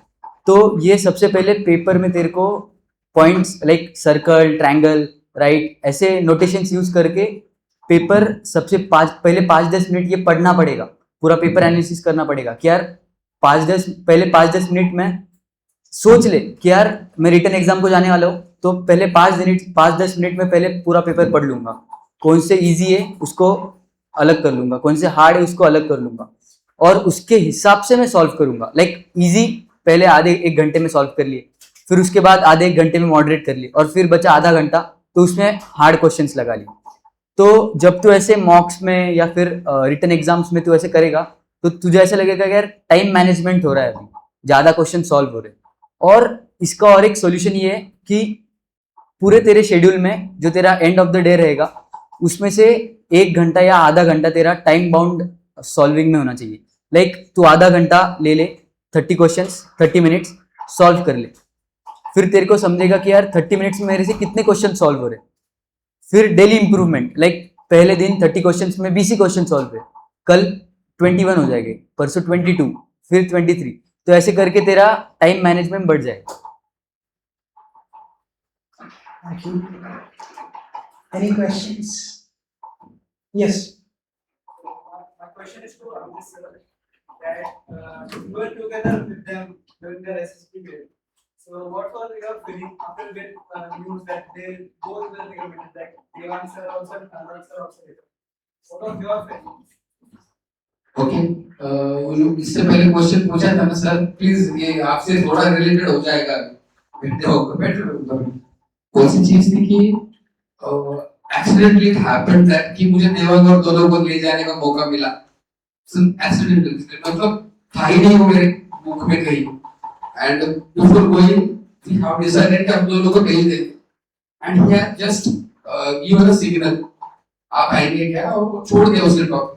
But that sentence matters me lot, कि मुझे थोड़ा डर लग रहा था कि अगर इसका नहीं हो जाएगा उधर, ये अगर पहले दिन बाहर आ जाएगा तो व्हाट यू विल, अभी तक नहीं शेयर किया, मैं भी कर रहा हूँ ऊपर, तो ये कैसे रिएक्ट करेगा इंस्टेंट, उस वक्त मुझे होना चाहिए, for that purpose I chosen that, बाकी कुछ नहीं था।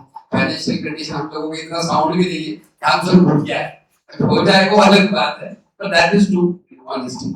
सेकंड चीज, मैं जब वहां गया तो दूसरा प्रेशर आ गया कि सर का कैंसिल हो गया, क्योंकि sir is having a medical emergency, sir अलग प्रॉब्लम्स थे बहुत सारे, बट स्टिल वो सब कोऑपरेट कर रहे थे मेरे को फोन पे बैकअप करके। सो देवांग मेरे साथ, just imagine as a father and as a responsible person, वो तो मतलब एज अ अंकल मैं उसके साथ हूँ, और मैं तो लोगों को लेके जा रहा हूँ एसएसपी, पहला दिन है और मुझे पता है कि आप शायद एक वापस आ जाए, इमेजिन देवांग वापस आ जाए, व्हाट आई सेलिब्रेट कर सकता हूँ, रो सकता हूँ, so that feeling was there. Same Devang अंदर हो जाए, अनुराग बाहर है, what I will react, celebrate कर सकता हूँ नहीं। So I have used to take the help of the god. जब आपके हाथ में कुछ नहीं ना तो भगवान पे छोड़ दो।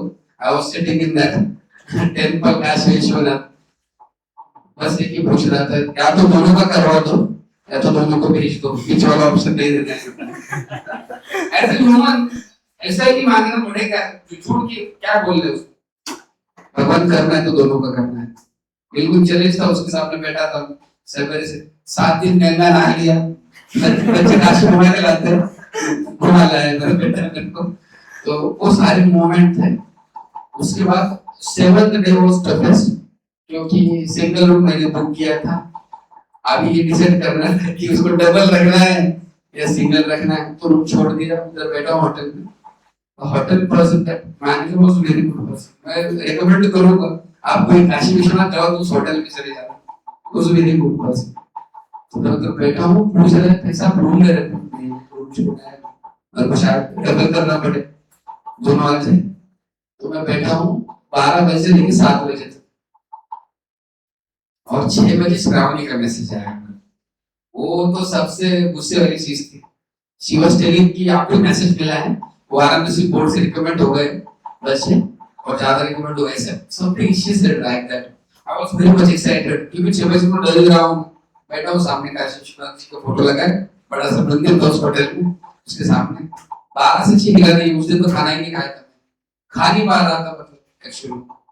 तो वहां पे बैठे बैठे वो मोमेंट में इसने से बोला और 5 मिनट सॉरी सॉरी सॉरी गलत इन्फॉर्मेशन। वो कितना टफेस्ट रिएक्शन होगा मेरा उधर, और होटल वाला सब देख रहा है। 7:25 का कॉल आता है, हाँ पापा लोन था। तो अभी मैं क्या बोल सकता हूँ, मैं पूछ भी नहीं पा रहा हूँ, वो आते नहीं, डर लग रहा है ना, हाँ लोन आज नहीं हो जाएगा। So that was the moment when I was literally cried a lot. और वहाँ पे मेरा दोस्त था, एक चाय वाला, एक ऑटो वाला, तो सबको कॉल किया मैं उधर, साथ में तो दोस्त बना दे, अभी भी दोस्त कॉल आते हो, तो आप लोगों को भी बना लो। तो होटल वाले से पास मिठाई बनाया, उससे सारा डिस्ट्रीब्यूट किया। और that moment is the toughest moment as a father, as a senior। अगर आप कोई उसके साथ जाते हो तो बहुत चैलेंजिंग था मेरे लिए, बट तो होता है हर बार महादेव, मैं इससे ज्यादा होशियार निकले। And I used to say that जो एसएसबी क्लियर करते वो माता पिता से थोड़ा होशियार होते ही, क्योंकि हमको नहीं लगता हमारे बच्चे इतने अच्छे एज टू बी ऑनेस्ट। और शातिर भी है, इतना शॉर्टकट इतना आसानी से थोड़ी गए हो दोनों बात, वो शातिर भी है। So that was the failure और सक्सेस का डेफिनेशन ऐसे होता है, जब वो अंदर बैठे थे मैं फेलियर फील कर रहा था, वो बाहर आके मैं सक्सेसफुल फील कर रहा था, कुछ बदला नहीं था पर डर लग रहा था। And thank you for the asking the question on that, you know that मैं आपसे बात करता था एक दिन पहले अकेला रहने के बाद, एंड सच में ना ये लोग मुझे कॉल करके पूछते हैं कहा तुम्हें जो लगता है, उनको पता है 4 दिन ये क्या महसूस कर रहे हो, अंदर कॉल नहीं हो रहा है। तो I am very much thankful to the PSL team, ये सारे अच्छे दोस्त मुझे मिले जो मुझे कॉल करके पूछा कब आए, कैसा है, बड़ा आएगा। एक्सीडेंटली मेरे समझ में कुछ जाने का पैर दुखने शुरू हो गया था, I have some injury problem, that was the journey.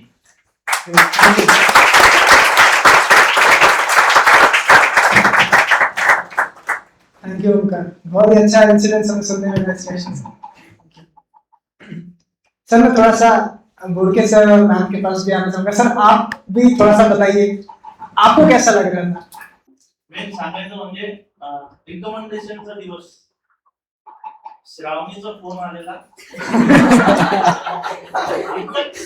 अभी तक क्यों नहीं कॉल आया, आपको भी नहीं आया था, एवं पर फोन भी नहीं लग रहा है। पता नहीं अब ये तो प्रोसेस मुझे भी पता नहीं कैसी है क्या है, लेकिन अनुराग के पापा का भी कोई फोन नहीं आया।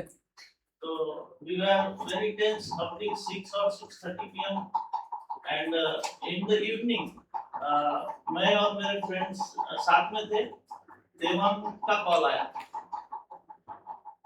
पापा flying officer Devam speaking. That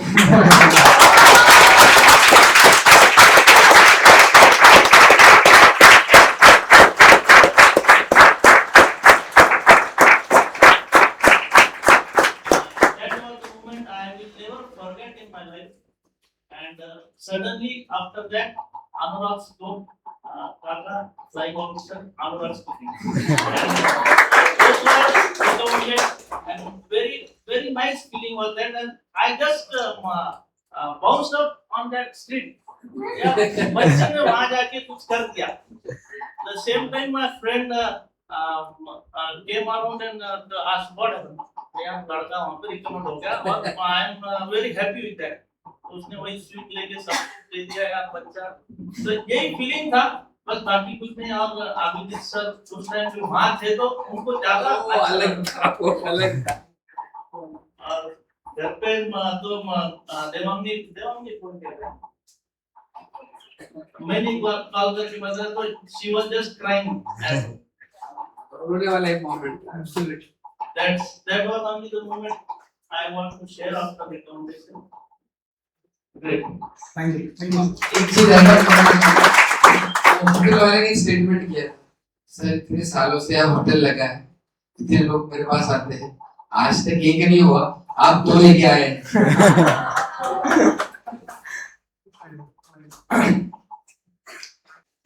okay, तो रिटन वाला पार्ट हमने काफी डिस्कस किया.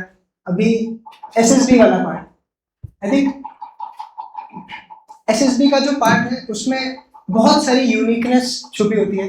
अनुराग, बहुत सारे अलग अलग तरह के एस्पिरेंट्स के साथ में तुमने काम किया. लास्ट ईयर का जो आपका कोर्स था उसमें आपके कई सीनियर्स भी थे और उसके रिलेटेड. तो इन जनरल अगर कोई आपसे पूछे कि मैं डे टू डे लाइफ में ऐसा क्या चीजें करूं जो इनडायरेक्टली या डायरेक्टली मुझे एसएसबी के लिए हेल्प करेगा, ऐसी क्या चीजें हो सकती हैं?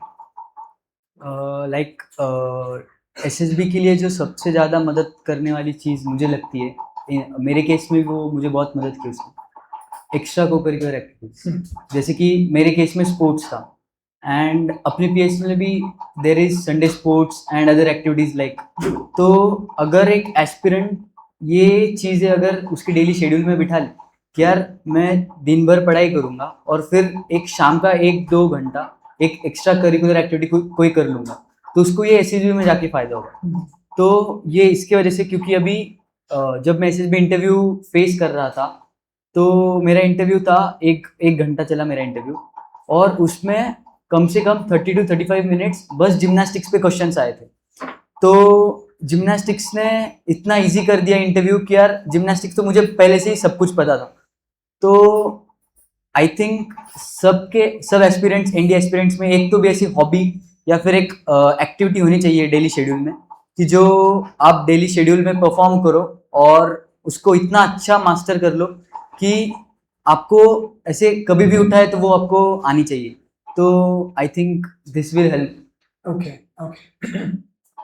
So, of course, hobbies and उसके अलावा जो माइंडसेट वाला पार्ट था उसके लिए आई थिंक एक बार हम लोग जब बातचीत कर रहे थे तब तुमने जर्नलिंग के बारे में भी कहा था. तो थोड़ा सा अगर जर्नलिंग के बारे में कुछ आपके एक्सपीरियंसेस या क्या उसका बेनिफिट हो सकता है किसी स्टूडेंट को, अगर उसके बारे में हम कुछ बात कर सकते तो अभी जर्नलिंग की हॉबी तो मुझे 9th स्टैंडर्ड से थी. सो 9th 10th 11th 12th तो ऐसा रोज जर्नलिंग करना. तो जर्नलिंग में सबसे पहले होता क्या था, करना क्या है, अभी पीएसएल में आने के बाद एक आदत लग चुकी थी कि यार सुबह आने से पहले एक टारगेट डिसाइड कर लो, डेली टारगेट्स, और उसको रिव्यू करो एंड ऑफ द डे में. तो जर्नलिंग में लिखना क्या है, करना क्या है. तो सबसे पहले जो मैंने टारगेट्स आज के किए, ये मैंने उसको 100% अचीव किया है या नहीं. सेकंड, जो मैं कल था उससे मैं 1% या 2% ग्रो किया हूँ या नहीं. और जो मतलब ऐसी क्या चीज़ें हैं जो मुझे मेरे प्रिपरेशन में या फिर जो रिटर्न्स फेज है या फिर एसएसबी फेज है उसमें मुझे ऐसा परेशान कर रही है, तो फिर मैं उसको जर्नलिंग में लिख देता था. तो इससे होता क्या था, अगर मुझे कुछ चीज़ें मेरे माइंड में चालू है और मैंने उसको जर्नल कर लिया तो वो जो थॉट अगले दिन मेरे माइंड में आता नहीं था, क्योंकि वो मैंने एक जगह पे लिख दिया है.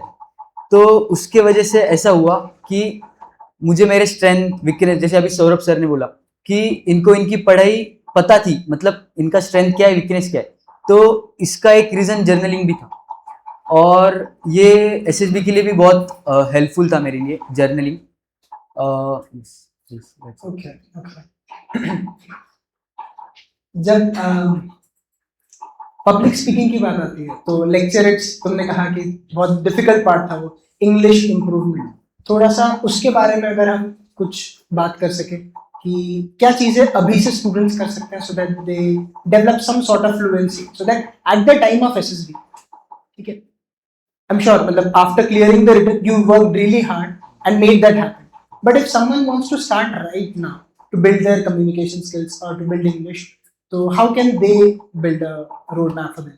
So for English, what I think is, as we have reading club, so they can read books as much they can read, and also one more thing is there, like you can watch movies in English, like Devang suggested me so many movies in my preparation also, so it also helps so many times, like for preparing for English. And for public speaking, like from now onwards, if we can start with simple lecture aids, like my hobby पे English में बोल दिया, बस बोलना खुद के सामने नहीं है, ऐसे 10-15 लोगों के सामने बोल, क्योंकि अकेले इंग्लिश बोलना इट्स वेरी इजी, बट 10-15 लोगों के सामने इंग्लिश बोलना इट्स वेरी हार्ड। और ऐसे लोगों के सामने इंग्लिश में लेक्चरेट दो या फिर इंग्लिश में बात करो जिनकी इंग्लिश एकदम टॉप नॉच, क्योंकि फिर होगा क्या, you will speak English, you will give them lecturettes, and अगर तुम्हारी इंग्लिश में गलती हो जाती है तो दे विल पॉइंट आउट कि यार ये गलत हो रहा है, इसमें अच्छा करो।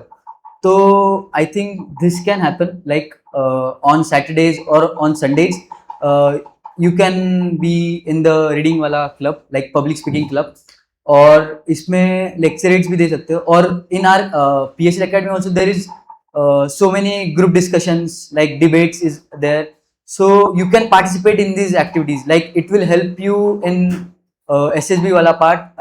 और जितना मुझे रिटर्न के बाद इंग्लिश लेक्चरेट के लिए हार्ड गए, उतना तुम्हें नहीं सफ़र करना पड़ेगा। और इंग्लिश इसलिए इतना इम्पोर्टेंट है क्योंकि मुझे याद है, सबको GTO पता है क्या होता है, तो उसमें सेकेंड नंबर का टास्क होता है ग्रुप प्लानिंग एक्सरसाइज। तो अभी इसमें हुआ ऐसा कि ग्रुप प्लानिंग एक्सरसाइज में होता ऐसा है कि सबसे पहले आपको एक मॉडल दिया जाएगा, और वो मॉडल में कुछ सिचुएशंस होंगे, प्रॉब्लम्स होंगे, और उसका तुम्हें एक सोल्यूशन लिखना है, और फिर उसका 20 मिनट या 15 मिनट का डिस्कशन करना है। तो अभी मेरे SSB में हुआ ऐसा, हमारा 9 जनों का ग्रुप था, लाइक चेस्ट नंबर 10 से लेके 18 तक। तो हमारा ग्रुप डिस्कशन शुरू हुआ, और पहले 5 मिनट तक सब इंग्लिश में बोले जा रहे थे, एक चेस्ट नंबर 14। अभी उसका पॉइंट कोई सुन नहीं रहा था, क्योंकि इंग्लिश फर्स्ट फ्रेशर्स लोग सारे सफ़र करते हैं इंग्लिश में, तो कोई इंग्लिश सुन नहीं रहा था, तो उसने बीच में ही स्टार्ट कर दिया, वैसे आगे आ गया और बोला भाई लोग मुझे ऐसा लगता है, हिंदी में ग्रुप डिस्कशन स्टार्ट कर दिया। तो उसके वजह से उसको देख के बाकी और 4-5 लोग और हिंदी में बात करना शुरू कर दिए। तो उसके बाद ऐसा हुआ कि बाद के ग्रुप डिस्कशन में there were just 2 people who were talking in English, बाकी के सब हिंदी में बात कर रहे थे। Like I and chest number 18 were just talking in English and they were talking in Hindi, like पूरा डिस्कशन हिंदी में चालू था। और इसका रिजल्ट भी ग्रुप GTO ऑफिसर ने लिखा ही होगा कि यार हिंदी, मतलब पता है सबको कंफर्टेबल हो आप हिंदी में, पर एक इंग्लिश जब आप ट्राई करते हो, अभी हमारा एक प्लस पॉइंट इसलिए था, हम भी हिंदी में बात कर सकते थे, पर आती जैसी आ रही थी वैसे हम डिस्कशन में पार्टिसिपेट कर रहे थे। तो ये नेवर गिविंग अप एटीट्यूड वाला जो होता है ना, तो ये भी उसमें हमारा प्लस पॉइंट हुआ कि हम स्टार्टिंग से लेके एंड तक इंग्लिश में ही बात कर रहे हैं, जैसी हो वैसी। तो I think for SSB English तो आनी ही चाहिए, कैसे भी हो, बस इंग्लिश से दूसरे लैंग्वेज में स्विच नहीं करना है। तो ये एक मेरा एक्सपीरियंस था इंग्लिश से लेकर। Okay, and I think interview में भी एक बहुत इंटरेस्टिंग इंसिडेंट हुआ था तुम्हारा। Yes. इंटरव्यू में कोई मेमोरेबल इंसिडेंट? तो सबसे इंटरेस्टिंग मेरा इंटरव्यू था, क्योंकि अभी मैंने जैसे बोला 30 to 35 मिनट जिम्नास्टिक के ऊपर क्वेश्चंस पूछे, तो अभी उसको एक ट्रिकी क्वेश्चन पूछना था। तो अभी एक इंटरव्यू ने एक क्वेश्चन मेरे सामने डाल दिया। तो उसने मुझे पूछा, what is the secret between you and your father. अभी मेरे एसएसबी प्रिपरेशन फेज में एसएसबी प्रिपेयर करते करते I was watching UPSC interviews. तो उसमें ऐसे 2-3 क्वेश्चंस होते हैं कि ट्रिकी क्वेश्चंस होते हैं जिसको आपको रजिस्ट करना पड़ता है। और अपने इधर की एक all India rank 2 Anushka ma'am, तो उनके इंटरव्यू में भी उनको उनके पापा की एक बैड क्वालिटी पूछी थी। तो उन्होंने लास्ट तक बोला था कि my father has no bad quality. तो उसके लिए मैंने आंसर ऐसा किया कि sorry sir, as it is secret I can't tell you. तो फिर उसने मुझे एक ऐसा बोल दिया कि अगर तुझे अभी रिकमेंड होना है तो तुझे मुझे वो बोलना ही पड़ेगा। तो पूरा 10 मिनट या 8-10 minute he was just like telling me कि यार तेरे पापा भी इस रूम में नहीं है, इस रूम में बस अपन दोनों ही है, तू मुझे बोल सक रहा है सीक्रेट, मैं तेरे पापा को मिलने नहीं वाला हूँ, तो बोल दे सीक्रेट। अगर आज तूने सीक्रेट बोल दिया तो मैं तेरे को रिकमेंड कर लूंगा। पर लास्ट तक आई वॉज सेइंग कि sorry sir I can't tell, because मैंने उनको ऐसा बोल दिया कि it is a trust between me and my father, तो I can't tell that secret. तो इसका रिजल्ट ऐसा हुआ कि जब मैं कॉन्फ्रेंस में गया और जब कॉन्फ्रेंस में जब 16 लोगों का पैनल बैठा हुआ था ऑफिसर्स का, तो same question that officer asked me, so Anurag now do you want to tell me that secret between you and your father. तो मैंने एकदम कॉन्फिडेंटली आंसर दिया, sorry sir I can't tell you. तो ये एक मस्त पार्ट था मेरे इंटरव्यू का जिसने मेरा पूरा इंटरव्यू चेंज कर दिया। तो this was the good question I think. I think an amazingly answered, I think. In that pressure situation, sticking on to your principles without, letting or getting into the influence. वो typical 3 Idiots वाला movement आपको याद आ रहा होगा. So, good answer. SSB में एक बहुत ही important quality होती है people management skills के बारे में, कि लोगों के साथ आप कैसे काम करते हो. GDO में भी. तो अनुराग के केस में 5 लोगों ने अनुराग को नॉमिनेट किया था कि वो एज ए सबऑर्डिनेट आए और उनको असिस्ट करे। तो हम उनके बैच में भी देखते हैं बहुत ही अच्छे लेवल ऑफ कॉमराडरी हमें ग्रुप में देखने को मिलती है। मेरा अगला क्वेश्चन अनुराग, पीपल मैनेजमेंट स्किल्स या लोगों के साथ इतने अच्छे रिलेशंस बना के रखना, क्या तुम्हारे लेसन्स रहे हैं? क्या आप सब लोगों ने ऐसा क्या केमिस्ट्री बनाया है कि आप लोगों का अंडरस्टैंडिंग इतना अच्छा है विद इन PSL ऑल्सो और आउटसाइड ऑफ PSL? जब आप लोग SSB में भी गए तभी भी आप लोग का ग्रुप के साथ, स्ट्रेंजर्स के साथ भी आपको इंटरैक्ट करना था, कैसे आपने मैनेज किया बिना किसी को जज किए, बिना किसी को हर्ट किए? तो जब मैंने PSL ज्वाइन किया था तो I was very introvert, but जैसे दोस्त मिलते गए like so many people like Parth, Shravani, कि ये सब बच्चे एक्सट्रोवर्ट थे। तो इनके साथ रहकर जो क्वालिटी मैंने सीखी, how to deal with the people, like वो कोई भी हो हमें उससे अच्छे से बात करना है। और सबसे पहले ये प्रिंसिपल सर ने भी हमको सिखाया था कि अगर आपको कोई ग्रुप के साथ ऐसा एसोसिएट करना है तो आपको उनके वीकनेस और स्ट्रेंथ पता होनी चाहिए। तो ये सेम प्रिंसिपल हमने आफ्पा के ट्रेनिंग में और SSB में भी अप्लाई किया।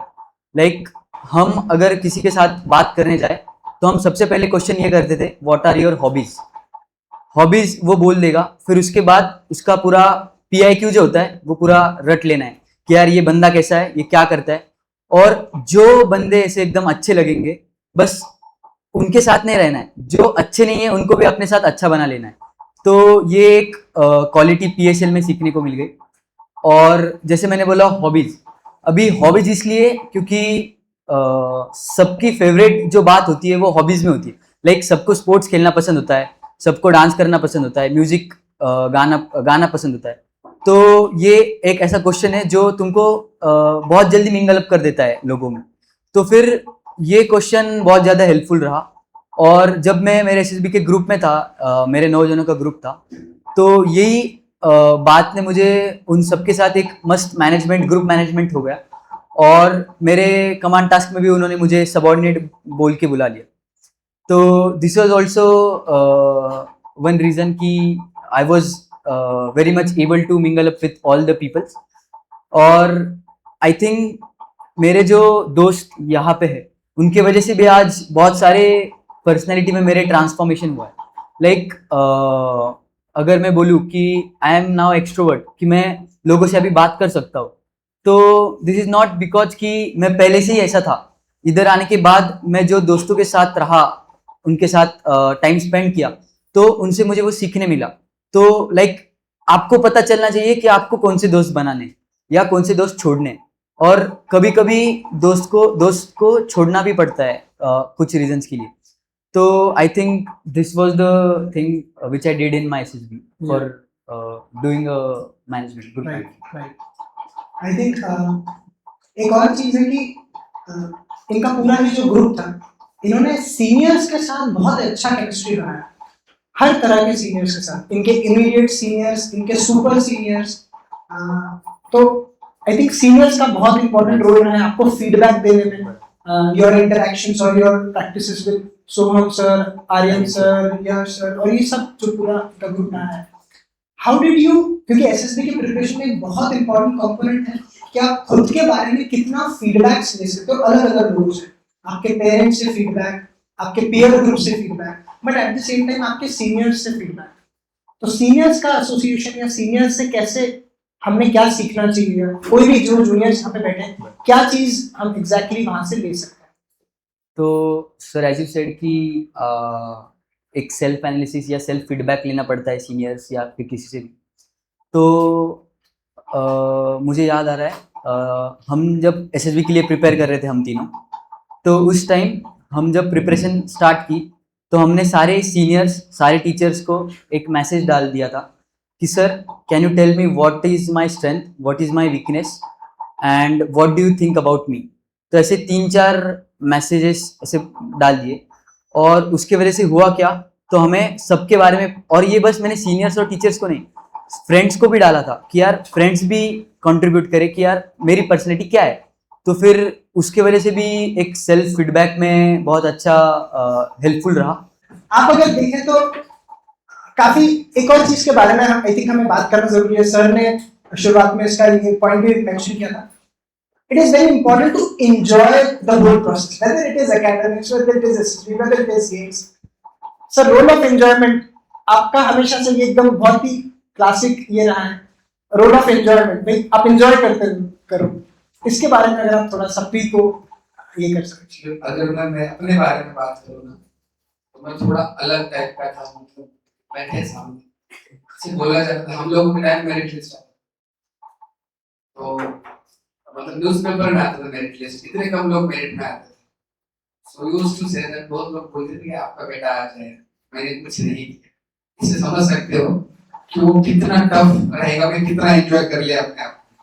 वो मेरा फेलियर था, बट डाइजेस्ट तब हुआ जब मैं ज्यादा दोस्त बनाने लगा, ज्यादा लोगों से मिलने लगा। और सबसे बड़ा प्लस पॉइंट ये है कि मुझसे कम उम्र वाले और मुझसे ज्यादा उम्र वाले मेरे बहुत ज्यादा दोस्त हैं। तो उसकी ये चीज होती थी, जो ज्यादा उम्र वाले वो एक्सपीरियंस देते थे, जो कम उम्र वाले थे उन लोग को एनर्जी दे देते थे, यहाँ करना है। तो ये सारी चीजें ना तो मेरे एंजॉयमेंट की वो सारी बूस्ट अप करती थी। और मैं अभी इस लेवल पे आ चुका हूँ कि कोई सक्सेस का डेफिनेशन नहीं हो सकता जब तक अंटिल अनलेस आप हैप्पी हो। अगर मैं अंदर से हैप्पी नहीं हूँ तो फिर सक्सेस कहाँ की है? मैं उसको 2 बार पूछ चुका हूँ, सच में जाना है कि एंडी पूछ, तो ऑनेस्ट हो सकता है ना कि आपका सपना हो, आपका तकलीफ तो होती है, बिना सैक्रिफाइस आप कुछ भी बनो, सारे आर्टिस्ट भी बनोगे ना तो सैक्रिफाइस। वो भी 16 मिनट के ट्रेन के सामने बैठे तब ड्रॉ कर पाएगा। तो ऐसा मत सोचो कि किसी फील्ड में आपको डिवोशन, डेडिकेशन और सैक्रिफाइस नहीं करने पड़ेगी, ऐसे नहीं है। तो वे ऑफ चॉइस होना जरूरी है। इसीलिए गेट द जॉय एक बहुत सिंपल सेंटेंस है, जब तक आप किसी चीज का आनंद नहीं ले सकते हो ना, आप उस चीज का सक्सेस नहीं पा सकते। सक्सेस का definition happiness end of the story. आप हैप्पी तो सक्सेस है, आप अनहैप्पी तो सक्सेस गए।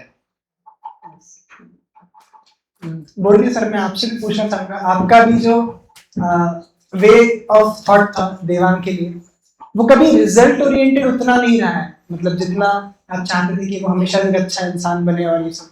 तो आपका कैसा विजन रहा है देवांग को लेके? आप शुरुआत में भी मतलब ओवरऑल, जैसे आपकी बात आदित्य सर के साथ भी होती थी, तो आपका कैसा रहा है विजन देवांग को लेके और सक्सेस को लेके? एक्चुअली सक्सेस के बारे में अगर बोला जाए तो पहले दिन से ही मैं आपको बोलता आया कि हमको उसको ऐसी फील्ड देनी है जिसमें वो बोर ना हो, या सेकेंड डे उसको ऐसा न लगे यार अभी बोर हो रहा है, ये नहीं करना है। दिस वाज द थिंग आया। मैं हरदम यही चाहता था कि उसने ऐसी कोई फील्ड में जाना कि वो जस्ट एंजॉय दैट। पैकेज का कोई इशू नहीं था, कोई बड़े इंस्टीट्यूशन का भी इशू नहीं था। बस तू तेरी लाइफ एंजॉय कर और जो तुझे चाहिए वो बस तू सोच ले और करते जा। बस यही एक चीज थी सर। बाकी कभी मैंने उसके रिजल्ट के बारे में उससे ज्यादा डिस्कस नहीं किया, कभी मार्क्स के बारे में नहीं किया। बस इतना ही देखता था कि कहाँ रेड है कहाँ ग्रीन है बस। Thank you Farhan sir, thank you so much sir.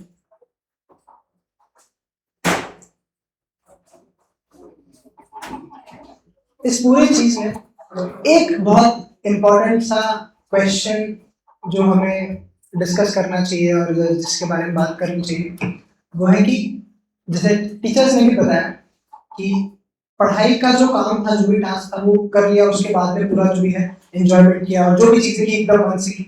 इसमें बैलेंस बैठा, हर चीज में एक्सट्रीम्स अच्छे नहीं होते, balance is the name of the game. थोड़ा सा अनुराग अगर इस पे लास्ट एक तुम्हारे जो भी आइडियाज होंगे, बैलेंस आप लोगों ने किस तरह से बिठाया, प्रायोरिटीज कैसे सेट की कि कब क्या चीज पे प्रायोरिटी देना है, कब क्या, क्योंकि आप लोगों ने सब कुछ किया। ऐसे नहीं कि सिर्फ पढ़ाई की, ऐसे नहीं कि सिर्फ स्पोर्ट्स खेला, ऐसे नहीं कि सिर्फ कल्चरल इवेंट्स में पार्टिसिपेट किया, हर चीज की। और मुझे लगता है ये रिजल्ट से सबसे भी ज्यादा बड़ी अचीवमेंट ये है कि हर चीज में पार्टिसिपेट किया, कोई चीज को छोड़ा नहीं बेसिकली। आई थिंक ये एक आप सोच के देखो, इट्स मतलब ये रिजल्ट एक छोटा सा पार्ट है इसमें। ये वाला जो एलिमेंट है कि जहाँ पे ये सारी चीजों को करना, टेम्पल्स भी गए, हर चीज, हर तरह की जो भी चीजें पॉसिबल थी वो सब की। इसके बारे में अगर थोड़ा सा लास्ट में अगर कुछ बोल सके, बैलेंस कैसे बिठा सकते हैं, क्योंकि पीएसएल में हमेशा इतनी सारी चीजें चलती है, इतना सारा हर चीज होता है और एक्सपेक्टेशंस टीचर्स की और सबकी मेंटर्स की ये होती है कि आपने सब चीज करनी चाहिए। आप लोगों ने कैसे प्रायोरिटी सेट की, आप लोगों ने कैसे एक बैलेंस बनाया हर चीज?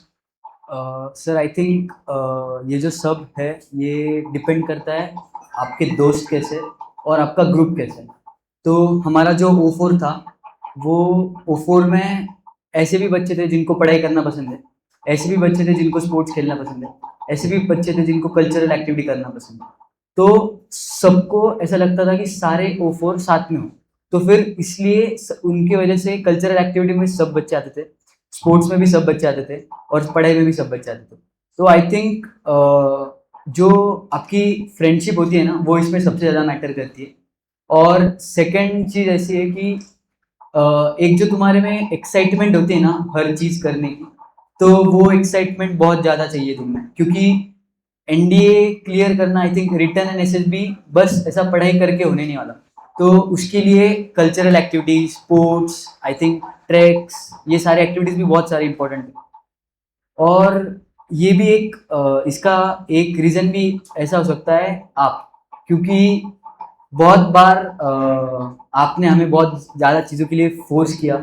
आई थिंक पब्लिक स्पीकिंग हो उसके लिए फोर्स किया, स्पोर्ट्स हो उसके लिए फोर्स किया, मतलब आई थिंक बहुत सारी चीज़ ऐसी थी कि जो इसमें हमें हेल्पफुल रही।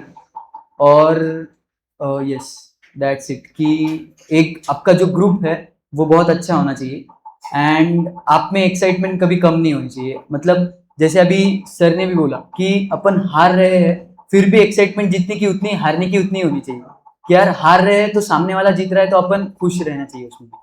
तो ये इसका बस एक ही आई थिंक सॉल्यूशन हो सकता है कि एक तो भी स्पोर्ट्स आई थिंक कोई खेले, या फिर संडे स्पोर्ट्स भी अगर खेल लिया तो फिर ये उससे भी हेल्पफुल होगा, क्योंकि स्पोर्ट्स एक ऐसी चीज़ है जो आपको एक अलग ही इंसान बना देती है एक नॉर्मल इंसान से। तो I think sports is must. Thank you, thank you. Yes. Final closing comments or closing questions, if there are any from the audience.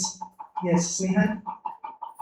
Sir बहुत बार हमें ऐसा मोटिवेशन आती है कि आज टाइम टेबल बनाएंगे, ये फॉलो करेंगे 2 साल तक, लेकिन वो 2 दिन से ज्यादा नहीं चलता है। तो आपने कैसे अपने मेंटालिटी को चेंज किया है, प्रोसेसिंग को चेंज किया कि वो आपने कंसिस्टेंसी रखी?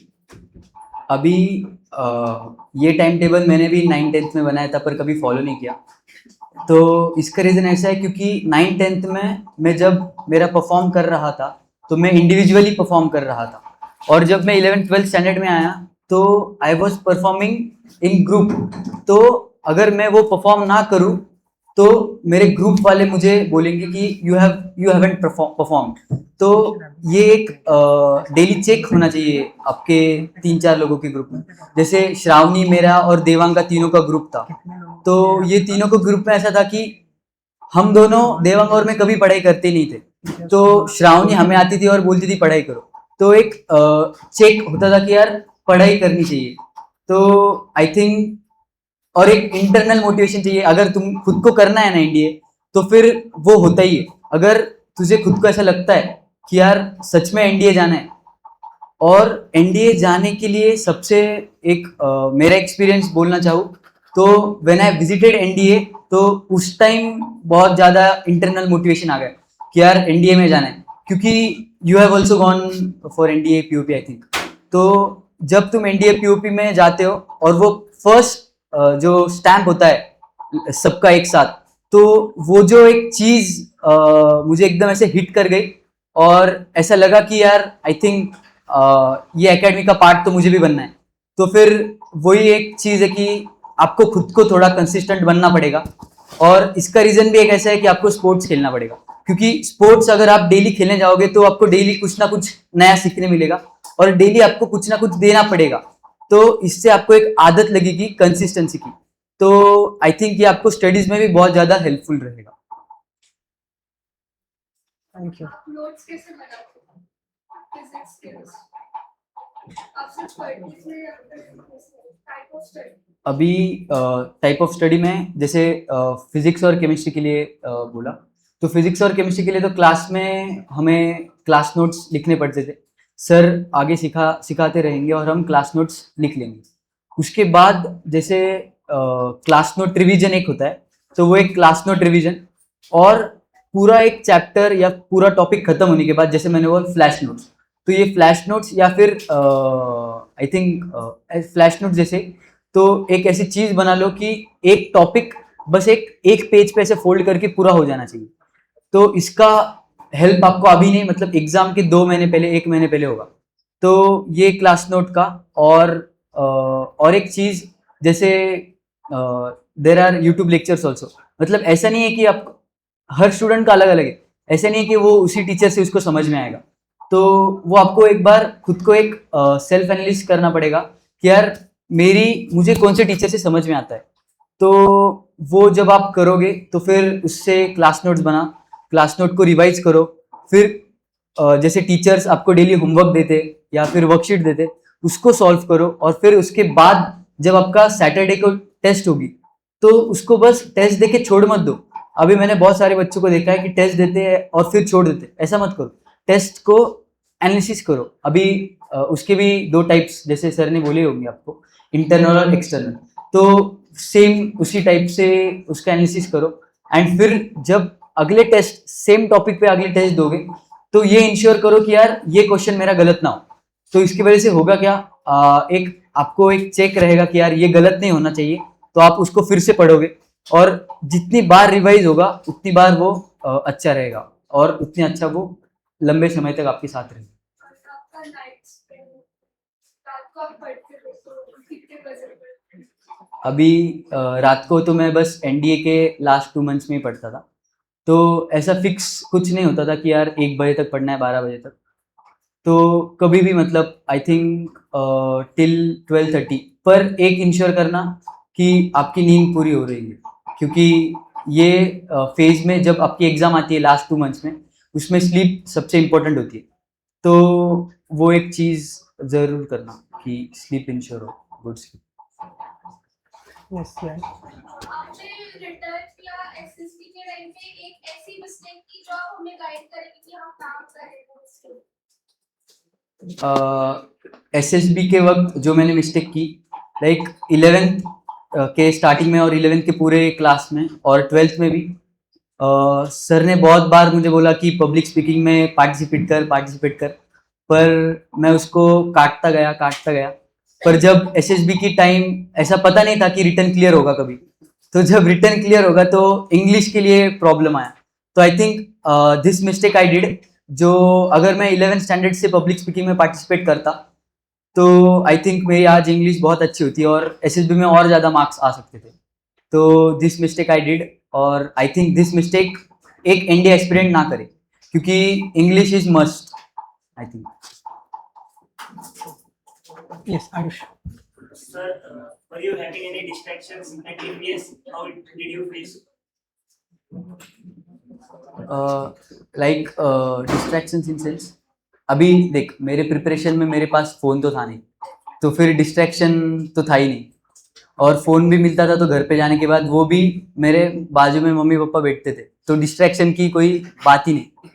तो और डिस्ट्रैक्शन के लिए टाइम ही नहीं था ना, क्योंकि मेरा शेड्यूल इतना टाइट था कि यार सुबह 8 बजे से लेके 5:30 बजे तक पढ़ाई करो और फिर स्पोर्ट्स खेलने जाओ, और पहले जब 11th स्टैंडर्ड में था तब साइकिल पे आना था, तो फिर फिजिकली इतना एग्जॉस्ट हो जाता था कि बाकी सारी चीज़ों के लिए टाइम ही नहीं मिलता था। तो फिर ऐसा डिस्ट्रैक्शन एज इफ तो कुछ था नहीं, पर डिस्ट्रैक्शन यही था कि मैं मेरे दोस्तों के साथ बहुत टाइम पास करता था PSL में आने के बाद, तो यही एक डिस्ट्रैक्शन था। और इसको कॉन्कर कैसे किया, फिर जैसे हमने लास्ट 2 मंथ्स में ग्रुप स्टडी की, तो बातें करो पर स्टडी रिलेटेड, ऐसा, तो ये एक था। Okay. So one last question. So first of all, you are a sports student. You played gymnastics. So in SSB, you have given the interview. So what type of questions they ask you? Like abhi I have played gymnastics, so they just asked me about gymnastics, like what is gymnastics, what is there in gymnastics, like who is your favorite gymnast athlete, और like related to gymnastics, और बस gymnastics के बारे में नहीं पूछेंगे कि what is your opinion about gymnastics on international level, कि what do you think as you have played international, तो what is the difference between our equipments and international equipments. तो ऐसा अलग अलग क्वेश्चंस उन्होंने मुझे पूछे। Okay, thank you. I understand there might be some more questions, but in the interest of time, we'll have to keep it short. तो अब तक हम लोगों ने सभी से बहुत कुछ सुना। Yes sir. Vedika, I have one question. Oh yes Vedika. Academy जाने के बाद सबसे ज्यादा आप क्या मिस करोगे? PSL मिस करूँगा, क्योंकि 11th और 12th में मतलब ऐसा समझ लो कि मैं घर पे बस लॉजिंग और बोर्डिंग के लिए जाता था। मेरा घर PSL ही था, क्योंकि खाना इधर ही हो जाता था, रहना और सोना भी इधर ही हो जाता था, तो फिर घर पे बस लॉजिंग और बोर्डिंग के लिए, तो सबसे ज़्यादा तो PSL ही मिस करूँगा। Thank you. Thank you Vedika.